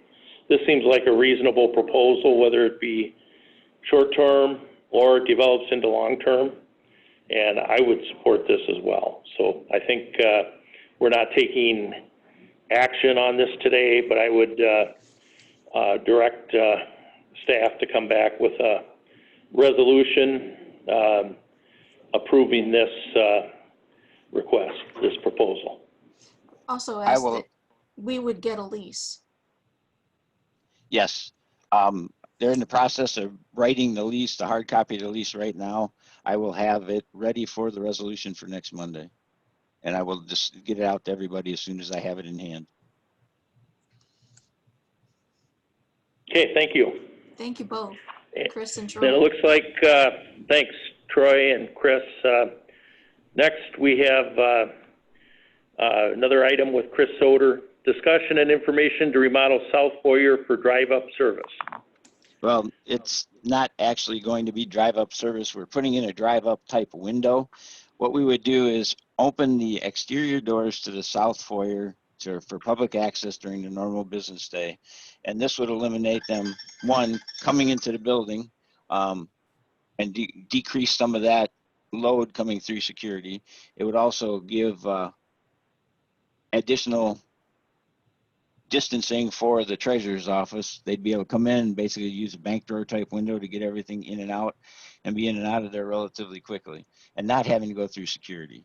That's what we're looking at. Overall cost would be we're looking at $10K because that is part of the supporting structure there. So lintel and stuff would have to be installed, but it's not time-wise for the project. It's not something that's going to take more than the lead time for the window. And after talking with Eric, he is all for it.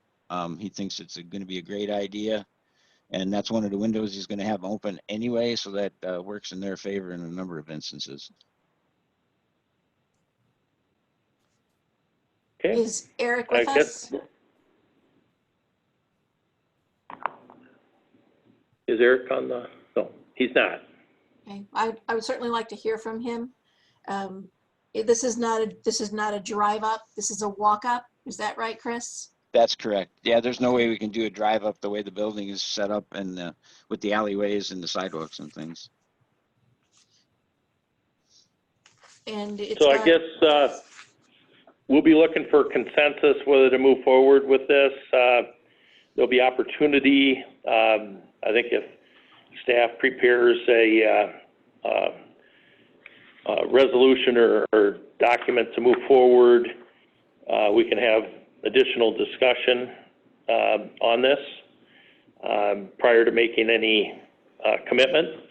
And Chris, you're looking at self-performing, is that correct? Nah, no, not. We can't do the wall work and everything else. It's going to be going out to a general contractor. And those numbers were based on a general contractor doing the work. Okay. So in future discussions or whatever, we'll refer to it as walk up rather than drive up? Yes, please. Yeah, okay, thank you. I would Any prefer other to have some, yeah, I'd like to see some photos, and I'd like to see Eric be present. I'd like to see some idea of what we think we're going to do. Before we do something structural to the building, I think we should maybe take a slow walk. I also think that, you know, we're open with much less restrictions today. And I think the numbers are going to tell us, I don't really want to make a permanent change to the building if we're going to be fine going forward with the way things are. So I'd like to see the department head and the elected official come before us to express his thoughts about this. Shane, I did unmute you. If you, Shane Bockenstead, who does our security at the courthouse, you said you had something you wanted to be shared. Yeah, I just wanted to comment just on the fact, one of the reasons that we looked at this, we've long asked, or what are ways that we can eliminate some of the people coming in. Eric has frequently said that that's one of the biggest concerns and complaints people have, is just to drop something off or to come to his office that they have to come through security. We get that. One of the big things is now, I don't think anyone sees all this social distancing thing as a short term. With our access at the security checkpoint, the amount of people we are going to be able to get in is significantly lower than what we used to. When we used to average 800 people in here in a day when we were open as normal, we will be lucky if we get 400 to 500 people in here a day if we continually run people through. So there's a big question, you know, at least probably 50% of the traffic when on a daily basis that would come through here would be the treasurer's office. I know a lot of this has worked. When we were closed, people were getting things done, but we've seen a huge influx already today of people coming in. They want to see somebody in person. While they've done the appointment thing, over half have not had an appointment. Of those, at least half of those are elderly who do not know how to operate a computer, do not know how to kiosk. So we're spending time walking these people through it. This, in essence, would open up a window, I think, that could bypass all of that. They don't have to come in the building. They necessarily wouldn't even need an appointment if they want to put somebody at that window. It was just open these two doors, they can walk in. It's strictly assigned to the treasurer's office, and it's an open for business. Obviously, at ADA, somebody would still have to come in the building. You couldn't get in that way just because of the step, but it could greatly alleviate a lot of the traffic coming in through security, because they are, you know, along with the courts, our largest by far grouping of people that come in here. Thank you, Shane, for your input. This is the first discussion we've had on this. Chris, is there any, if we pump the brakes on this and have another discussion with Eric Stearman present, a week delay isn't going to cause any heartburn or anything, is it? No, it's not going to cause a problem for me. Lead time is going to be the same on the window no matter what. And that's going to be the single longest piece we're waiting for. So. Right, we actually have a question from Don Sherman, surprisingly. So the person doesn't come inside the building at all, question mark. Do they stay out on the sidewalk, question mark? No, they physically will come in the south foyer. There's exterior south foyer doors, and then there's the emergency egress door that's at the end of the hallway on the first floor. They would be coming in those two exterior doors, in and out those two exterior doors. We've already talked with IT about a camera down there, so that gives us a little additional extra security at that point. And they still can't access the building because the door is completely locked from the inside only. You can't unlock that inner door from the outside of the building.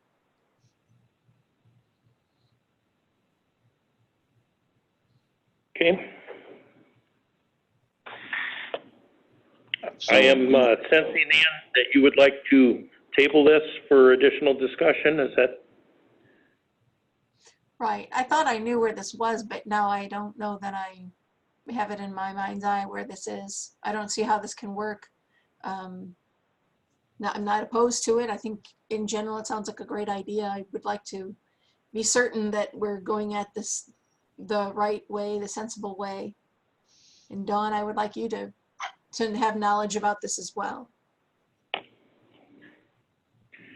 So why don't, Chris, why don't we regroup and anybody that wants to tour or view, maybe is a better term, the area, Chris can get with those folks and let's make sure that we have all our ducks in a row before we talk about spending, it looks like up to $15,000 or so.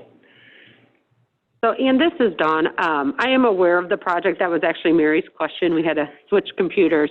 But what we'll do is we'll take some pictures of the area for you or for our next meeting and invite Treasurer Stearman to participate in a work session. We'll try to get that on for the 13th and have some additional visuals.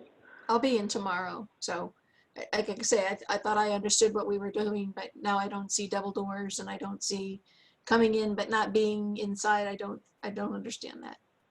and what time are you going to be on site tomorrow? I'll make it a point to be available when you're on site to show you exactly what we're talking about. I'll send you a message. Sounds great. Thank you, ma'am. Yeah, and I would support the further documentation of photos and description of the service and the changes. I think that's a wise move. Okay, I don't think we need any action on this. I think it wasn't on for action. It was on for discussion. And Chris has pledged that going forward, it'll be referred to as walk up, not drive up. Okay, any other questions, comments on this? And I don't know, is Shane Backenstedt, I see on chat that he wants to be unmuted, and I don't know if that's from before he spoke or if it just came up. So that was from before. previously. Okay, thank you, Shane. All right, we'll move forward. We'll look for more information on that issue. And we have another item for Chris Soder. Discuss building a display for permits and forms. Yes, currently right now, we basically got a couple of folding tables out in the foyer. And what we tried to do by this is we can do this project in-house. We'd be able to build a section in there, be able to put slots in the top of the countertop for each department that has their forms and stuff that they have out there. We'll put up basically some file sorting, vertical file sorting pieces at the back of that countertop so people can get the forms that they need, and then all they gotta do is fill them out and drop them in the appropriate slots in the countertop. Right now, we need to get rid of the tables because it's just it's creating a lot of congestion in there. Many weeks ago, Shane Backenstedt sent to us, Shane, you're unmuted, some issues that were, you sent us some things to look at that addressed this, didn't you? Yeah, basically what Chris is talking about, this is just one of them, as obviously we continued being closed and everyone was being asked to fill things out and drop it off. It got utilized quite heavily and was working well. And even as of last week, people continued, you can tell, make phone calls, talk to a department, come down, fill out the paperwork, drop it off, alleviating them from having to come in. So just saying, obviously when everything was thrown up, it was an initial temporary. And that's all this has ever been. It's kind of chaotic. We get a lot of things in the wrong envelopes from the wrong department, because everything gets scattered around. The intent was, hey, why would you not do something a little more permanent? If this is going to continue to be utilized and departments are telling people you don't need to be here, drop this off. We have forms out in the foyer, whatever. So we kind of just drew something up where there's an area there where you could stick 6 or 7 different departments, have each of their forms individually with individual envelopes, and have a central drop box. In essence, other than locations kind of all over, papers scattered all over. Again, it was just trying to alleviate some of the congestion out there and the confusion if this was deemed long-term and that everything was going to be continued as is going, where people are trying to get people not to come in the building, but rather fill things out, complete it, and just drop it off. So Shane, have you and Chris looked at this design idea together? I mean, you kind of have an expert opinion about this because you've been watching it happen for 3 months now. I just gave him a brief mock-up of something I threw together in a space that I thought it could fit, something that could work. Obviously, I was looking for other opinions. That's why I sent it out to other people. But just knowing that this was getting utilized quite heavily and seemed to be working very well, thought to myself, why would this not become a more permanent thing for its utilization when everyone is encouraging it right now? That's why I sent I kind of just a basic picture out to Chris. I don't remember. I think I sent it to the supervisors or several other people, but I know I've sent it out to several. I think Eric, John, some of those that are already currently have all their forms out there. Yeah, and then basically we built off of that. We can buy all the cabinets and finish them ourselves, get those in place, put a countertop in, mount all the stuff on the wall in there.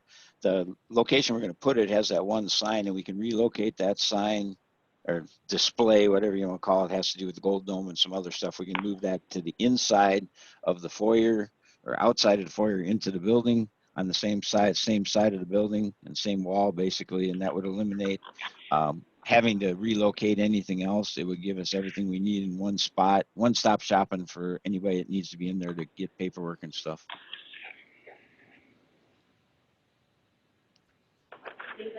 John, you are unmuted if you had something you wanted to say, our recorder. Yeah, I just want to echo what Shane indicated and Chris is our temporary solution, I think, has worked well considering how quickly it was thrown together. I think it's important that we look at a long-term solution because, you know, right now we're sending staff to check 3 different locations just in that front foyer to pick up documents, and we end up sorting them, taking some to the back mailboxes. We send some over to the treasurer. We end up distributing them, a lot of it ourselves. And if we could have our own drop boxes essentially that are for each department, hopefully that would clarify a little bit for the public as to where they're putting their stuff. I think it's something that ultimately will help resolve the situation that Shane has, which is how can we minimize the traffic coming into the building. I think it's definitely a step in the right direction, relatively inexpensive when we're considering the changes that we're making.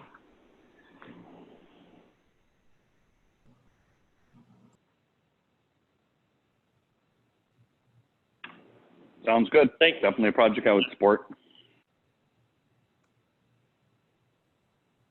Chris, the proposal would, are there any concerns about if this is permanent, maintaining the historic nature of the courthouse?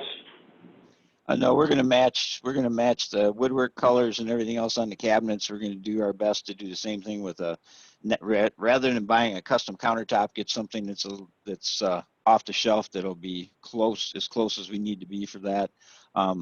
Otherwise, yeah, because we can stain the cabinets whatever we need them to be. Okay, so it would be more appealing than the setup we have for mail in the back of the courthouse. Okay. Oh yeah, it'll be totally different than that. This will actually look like we're going to be using kitchen cabinets, you know, heavy duty kitchen cabinets and locking doors and everything else. So yeah, there'll be a big difference in from prison lockers to this. Okay. All right, any other discussion on this project? Do we need to be concerned that it's a historic building? We can do what we want on the inside. Is that pretty much what the rules Yes. are? And everything we are doing is totally removable and easily. What little bit of repair we would have to do to the bricks is simple. Thank you, Chris. You're welcome. Okay. I'm okay with moving forward and getting some more specifics on this.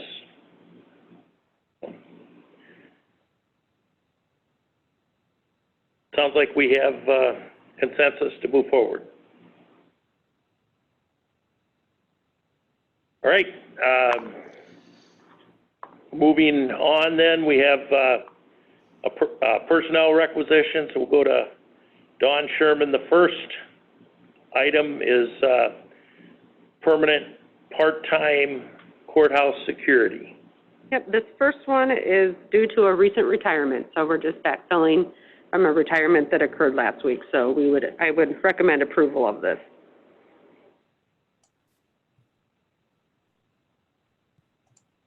Okay. Do we have a motion on the personnel requisition for courthouse security officer? Motion to approve the resolution. And I will second that. Okay, there's a motion made and seconded to approve the personnel requisition. All in favor signify by saying aye. Aye. Aye. Aye. Carried 3-0. Next up is a temporary full-time clerk 2 for the health department. We'll go to Dawn Sherman for her input on this.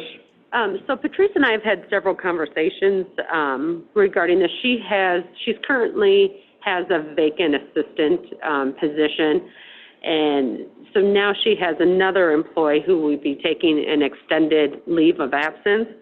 And so given the current COVID situation and that she already has a reduced staffing, she's requesting just to hire a temporary full-time employee. You will see later in the agenda, she actually has identified an employee. It is a former intern that worked with her in the city, so it would be a good fit. So this is just temporary. It is not budgeted, but she does have salary savings, both from her open position and the employee who will be taking leave. Some of that will be unpaid leave, so she'll have some salary savings there. So I'm recommending approval of this temporary position for the health department. Motion to approve. There's a motion to approve the personnel requisition, clerk 2, health department, the temporary full-time position. Is there a second?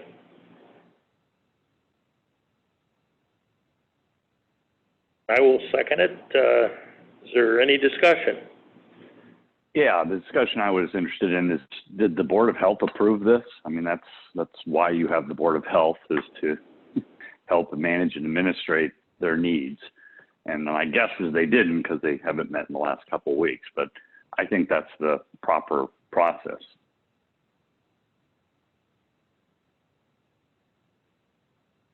It's my knowledge it has not been approved by them. I had discussions with Patrice and Chair Beshin, but I don't recall it being on their agenda for approval.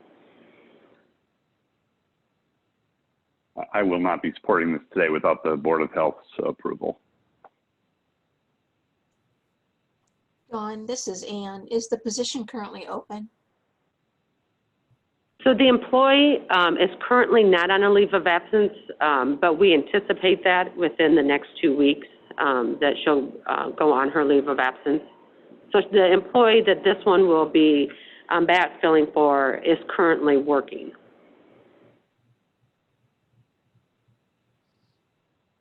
Is there a estimated time for the leave? The duration, approximately 8 weeks. 8 weeks, okay. All right. And the Board of Health will be meeting Wednesday. They're at least attempting to meet Wednesday, I believe. Is that correct? I haven't seen anything. That would be up to Chair Beshin. I'm assuming that they're meeting, they've been meeting Wednesdays at 5:30.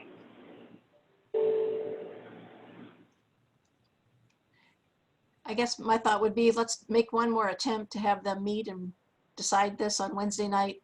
Otherwise, I would move forward on this on Monday. We have to get something in place there. The Board of Health, as we heard Chair Beshin say, has not been able to form a quorum for 2 weeks. This position isn't something we can afford to have be open just because of COVID.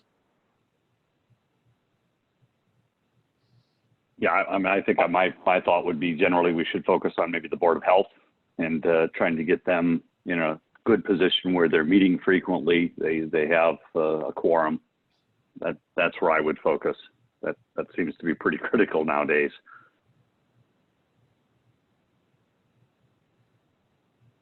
I would, if this were a permanent position, I would tend to agree with Supervisor Wickham, but this is a replacement of an existing staff on a temporary basis. And I think I'd be comfortable giving our approval and then have the Board of Health weigh in. If for some reason they're opposed to this, I guess I would be willing to listen to their concern.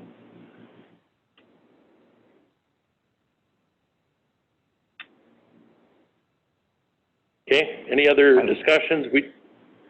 We do have a motion was made and seconded to approve the personnel requisition. Any other discussion? All in favor signify by saying aye. I'll vote aye. Opposed? Nay. Nay. Nay. Okay, it's defeated 2-1. So at this point, sounds like it needs to go to the Board of Health and then back here for On Monday. final approval. I can do that. Okay. All right. Next up is personnel requisition, permanent part-time corrections officer. Dawn, do you have any explanation on this? This is just a simple, we had a promotion within the department, so this is a vacancy due to a promotion, so it's a budgeted position in the Sheriff's Department. Any questions for Dawn? I will make a motion to approve the personnel requisition. Second. Motion made and seconded to approve the personnel requisition for permanent part-time corrections officer. Any further discussion? All in favor signify by saying aye. Aye. Aye. Aye. Carried 3-0. All right. Next up on the agenda, we have manure management plans. Steve Hager, number 66049. Jeff Schmidt, number 67275. Gary Burkle, number 70448.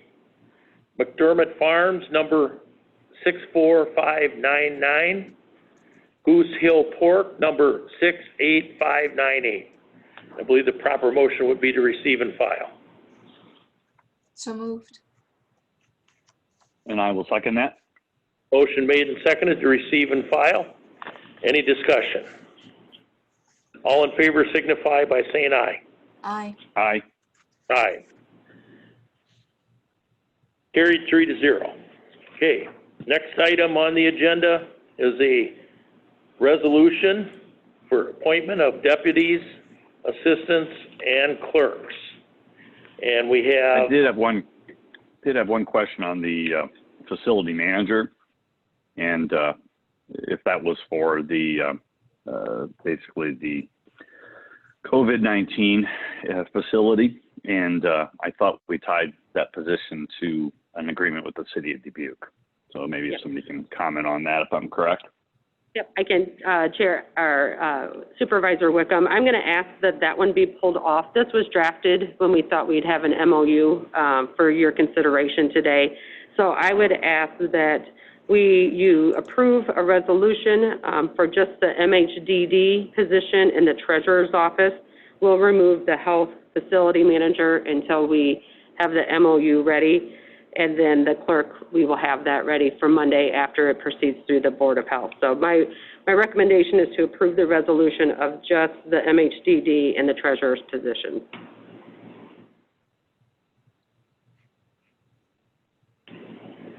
So the health department positions are withdrawn for the purposes of this agenda. Yep. So we have, the request is for MHDD, permanent part-time administrative assistant, And for the treasurer, permanent part-time clerk cashier. And the MHDD, just for your recollection, this was approved during the budget. This is a new position since we now have the CEO as a county employee to assist with her administrative needs. And this is fully reimbursed through the region. So the region will reimburse us for all employment expenses related to this position.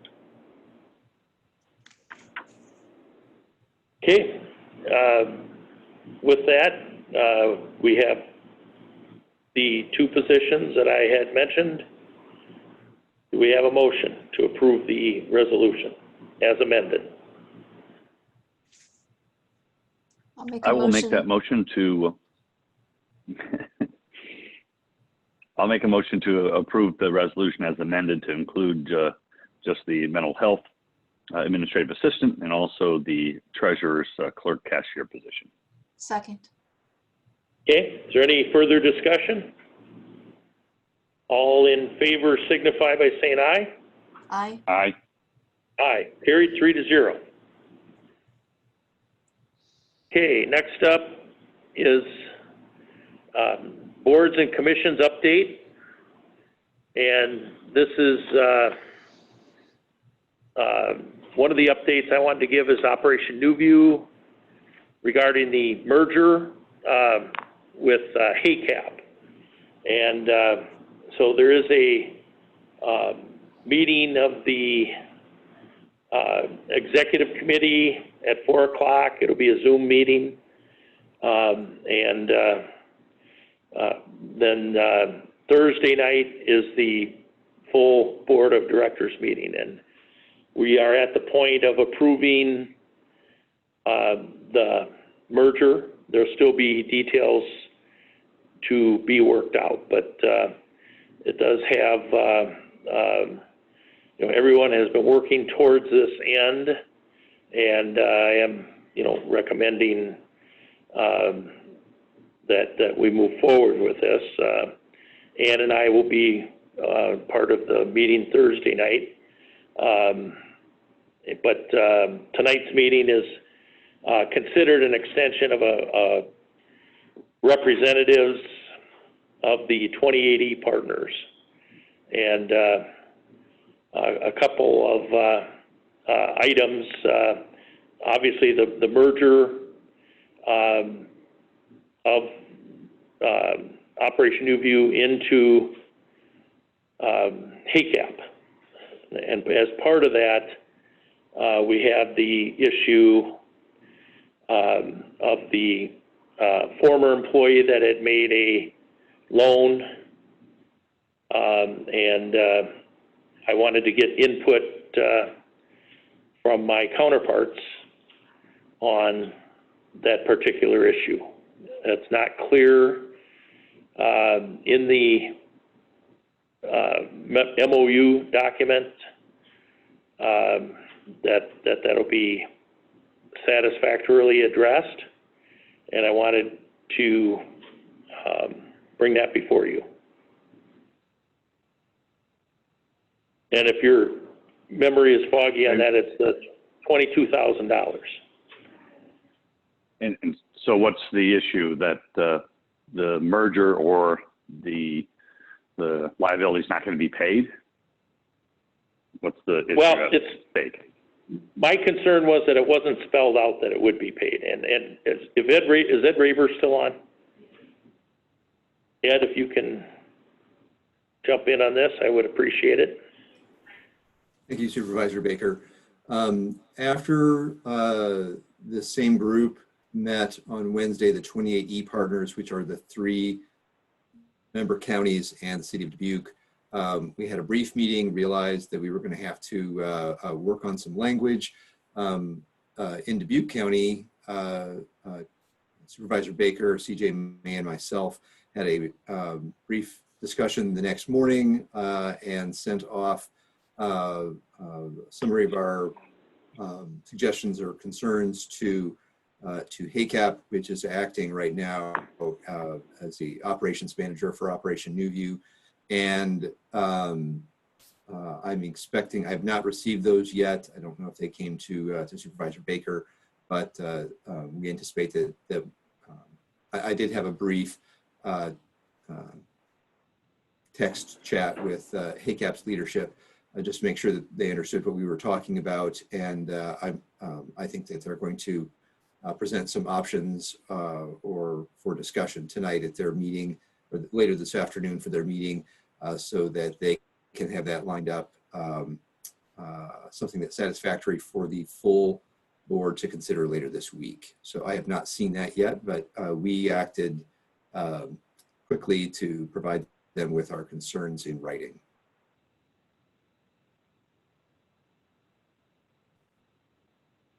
Okay, thank you, Ed. So I have not been attending the go ahead, Ann. 28E. I have not been attending the 28E agreement meetings. They are not posted as public meetings, even though we have elected officials forming quorums.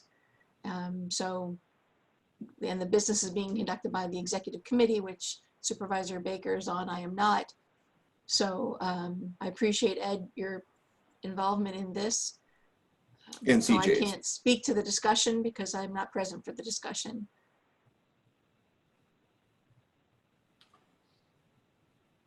As far as I know, Supervisor they've Baker, not is there anything posted. new? I guess what new would be, we're looking for approval of the merger. That will be the vote, but there's an MOU, and I have reviewed it with County Attorney May and with Ed Raber, and with just a few clarifications, it appears to be a satisfactory document to move this forward. The alternative would be that Operation UView doesn't merge with HACAP and doesn't seem to make sense as we have, as Ed has stated. They are providing the executive management of Operation UView at this time, pre-merger. And Ed Raber has familiarity with the players from HACAP, as he's was a longtime former board member of HACAP and has been invaluable in working through this. So I just wanted to get to see if there was any input, because I believe that we should be committing to satisfying this debt and make sure that's clear in the document. That's really what this is about. That's what I would support that. I would support that. I think the last time that we had our large group meeting at the basement of City Hall, that was a topic of discussion, and we had a few minutes on that. There were some supervisors, not from Dubuque County, but from other counties, that were maybe looking to extract a pound of flesh from the individual that borrowed money. I think it was recognized that the individual loan was a legitimate individual loan, while maybe it was naive by the individual to just loan Operation UView money. The intent and the final accounting of those funds is it was a loan. And so I think it would be a great disservice not to repay that loan and honor that liability when you've got multiple governments involved. I agree. I always thought this was going to be repaid. It's going to be the last bill paid. And I would say that that's, the way the Operation New View has chosen to drag this out with previous management and under the current situation. But I'm not sure that, there's other provisions in this MOU that talk about, joint and severable liability for the fact if anyone gets sued. I mean, there's a lot of language in this that, CJ May, I know, is with us, but I'm hoping all of that was, looked at. I'm sure it was, as to the status of getting the county out of the 28E agreement and with finality, and not looking over our shoulder to see what other things may or may not have occurred.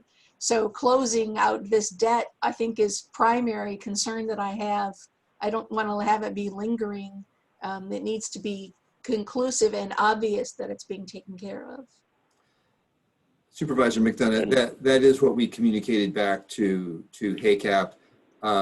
last week after we reviewed the MOU draft that they had provided.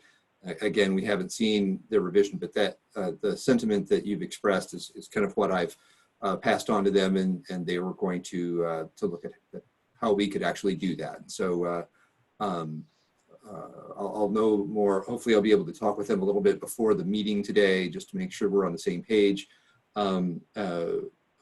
Related to the other issue that you brought up, which was a suggestion by the ACAP corporate attorney, Steve Pace, that that Operation New View take out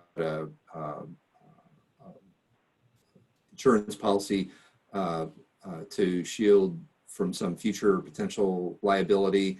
That is unrelated to the case or the issue that we were just talking about, and more related to the example that I had used in talking with Supervisor Baker and CJ May was someone whose home we weatherized, when I say we, I mean Operation New View weatherized last year, and something about how that went. The insulation that they used got wet through, somebody thinks it's negligence, and caused mold in the house and health concerns. And so that's the reason that sometimes an entity like Operation New View might be sued. And HACAP was just asking that some of that previous work that may come back, after a short period of time, that you'd know that they asked for 2 years, those things tend to sort them out or emerge during that time.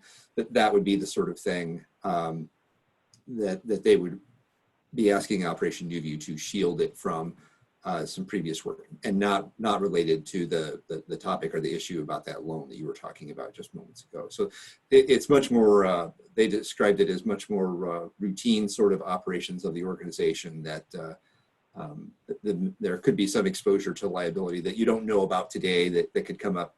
Somebody didn't like how the example I used again was a weatherization project. Nothing against the weatherization people doing that or anything, but those are the sorts of things that may emerge as a liability in the next year. And that was the reason for that. Okay, so it sounds like we have consensus. Again, my main concern was making sure it was clear that we're satisfy the debt, the $22,000 debt as part of this. So it sounds like we have consensus on that, and I think Ed Raber and County Attorney May have a comfort level on the MOU as the most recent version, I guess. So, but we will proceed accordingly. Thank you for the update. Okay. Yep. All right. Thank you for the input. All right. Any other boards and commissions reports at this time? Okay.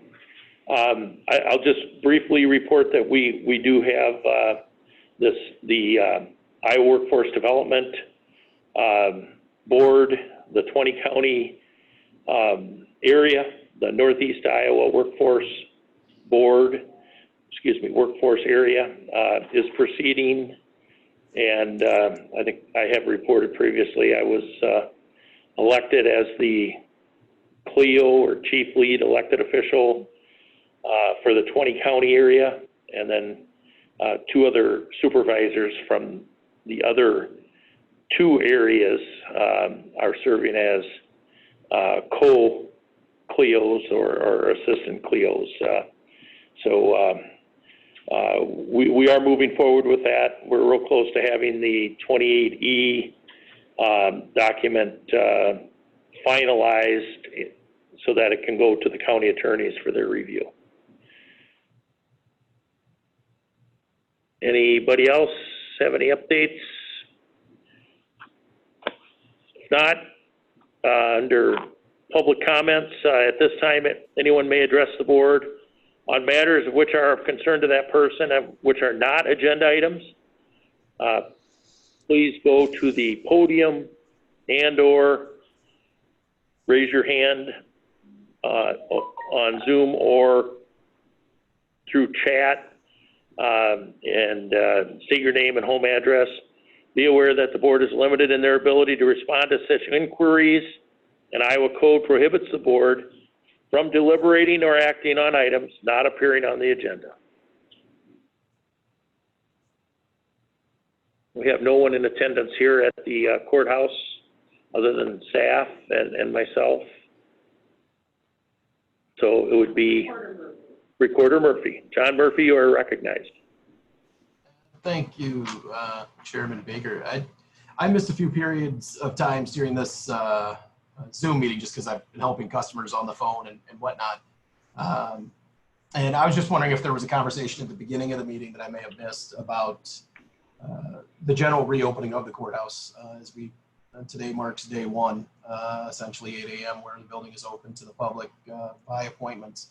Just wanted to confirm if there was a conversation about that reopening at all.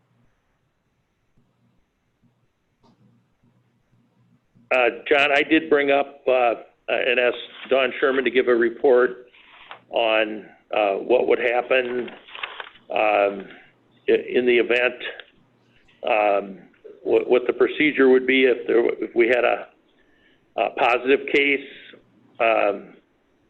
involving an employee at one of our facilities, and then addressing the possible exposure issues and that type of thing. But I don't think we've had, the meeting was in kind of live time as we were opening the doors, so I don't have any update on that. I know Shane Lockenstead has reported that it was, as expected, busier than it has been. But I've not been made aware of any specific problems. Okay. I mean, so I guess my 2 cents that I want to put in is, today marking our first day back open for business. I believe that there needs to be that discussion is, should we be open? As we prepare for the reopening, I watch headlines and social media posts talking about multiple restaurant establishments closing due to exposures. The city of Dubuque extending their closure. Banks are reclosing their lobbies, et cetera, and we're preparing to reopen. And I don't think we've had a legitimate conversation about whether or not we should be open in the first place in weeks. The board, as an example, is still meeting on Zoom and not allowing people to attend the meeting, but we're funneling, what is going to be 100+ people at least today into the building. Things have changed rather rapidly over the last few days, and this is the first pandemic in excess of 100 years, and it looks like we're making the same mistakes that were made 100 years ago. There's been 130,000 American lives lost, at least so far, due to unprecedented voids in leadership in DC. Iowans are testing positive at incredibly high rates because of the void leadership from the state and the governor. I think this board needs to always be taking that into account as how they can show leadership locally. I know that you guys are getting calls from folks saying that we need to open up. I'm talking to my customers and our constituents on a daily basis. I think county government is making it work, even with the building closed. Everything that customers need to get done is getting done. I've worked in politics longer than anybody, I think, else in county government. I grew up talking to constituents, some of which were angry, taking messages at home for dad, growing up from the time I could write and answer the phone. I ran the main phone line into the governor's office when I was paged during my high school years. I've knocked more doors and phone banked more than, probably the rest of the county delegation combined. I worked in a congressional office where the Affordable Care Act passed, and I took literally thousands of phone calls for and against the Affordable Care Act. I work with the public on a daily basis in the recorder's office now. The message I want to send is that you're going to live with these actions, and I hope you don't regret what you do or you don't do. When I make serious decisions, my attitude is that I always want to be able to look back and say, would I regret making this decision? What would my regrets be? And I've seen enough to know that just because the public is saying one thing doesn't mean it is the right thing. You should not concede decisions simply to the loudest group of people. My office and our services are about customer service. What we need from the board is to provide leadership and guidance. When you look at leadership, it requires you to do the right thing, regardless if it's a popular decision. With all that stuff in mind, I just think that it's been a number of weeks since we've had that conversation. Should the building be open? How can you reopen the building without this conversation in weeks, as there's been drastic changes over the last handful of days? I just think it's something that needs to be addressed on a somewhat frequent basis and not avoided. That's all I got. Okay. Thank you, John. And in public comments, we're not allowed to deliberate. But I do believe that would be appropriate to have that discussion. And I will ask for this to be reviewed at our next meeting as a work session. Okay, and I would state too, I mean, that work session to discuss COVID-related issues, item B, I mean, it wasn't specifically related in there, but, these conversations should be ongoing at every meeting. Agreed. And in this world of COVID-19, and, we made this decision a couple weeks ago, and things change. So having a discussion, I think, is appropriate. All right. Any other public comments?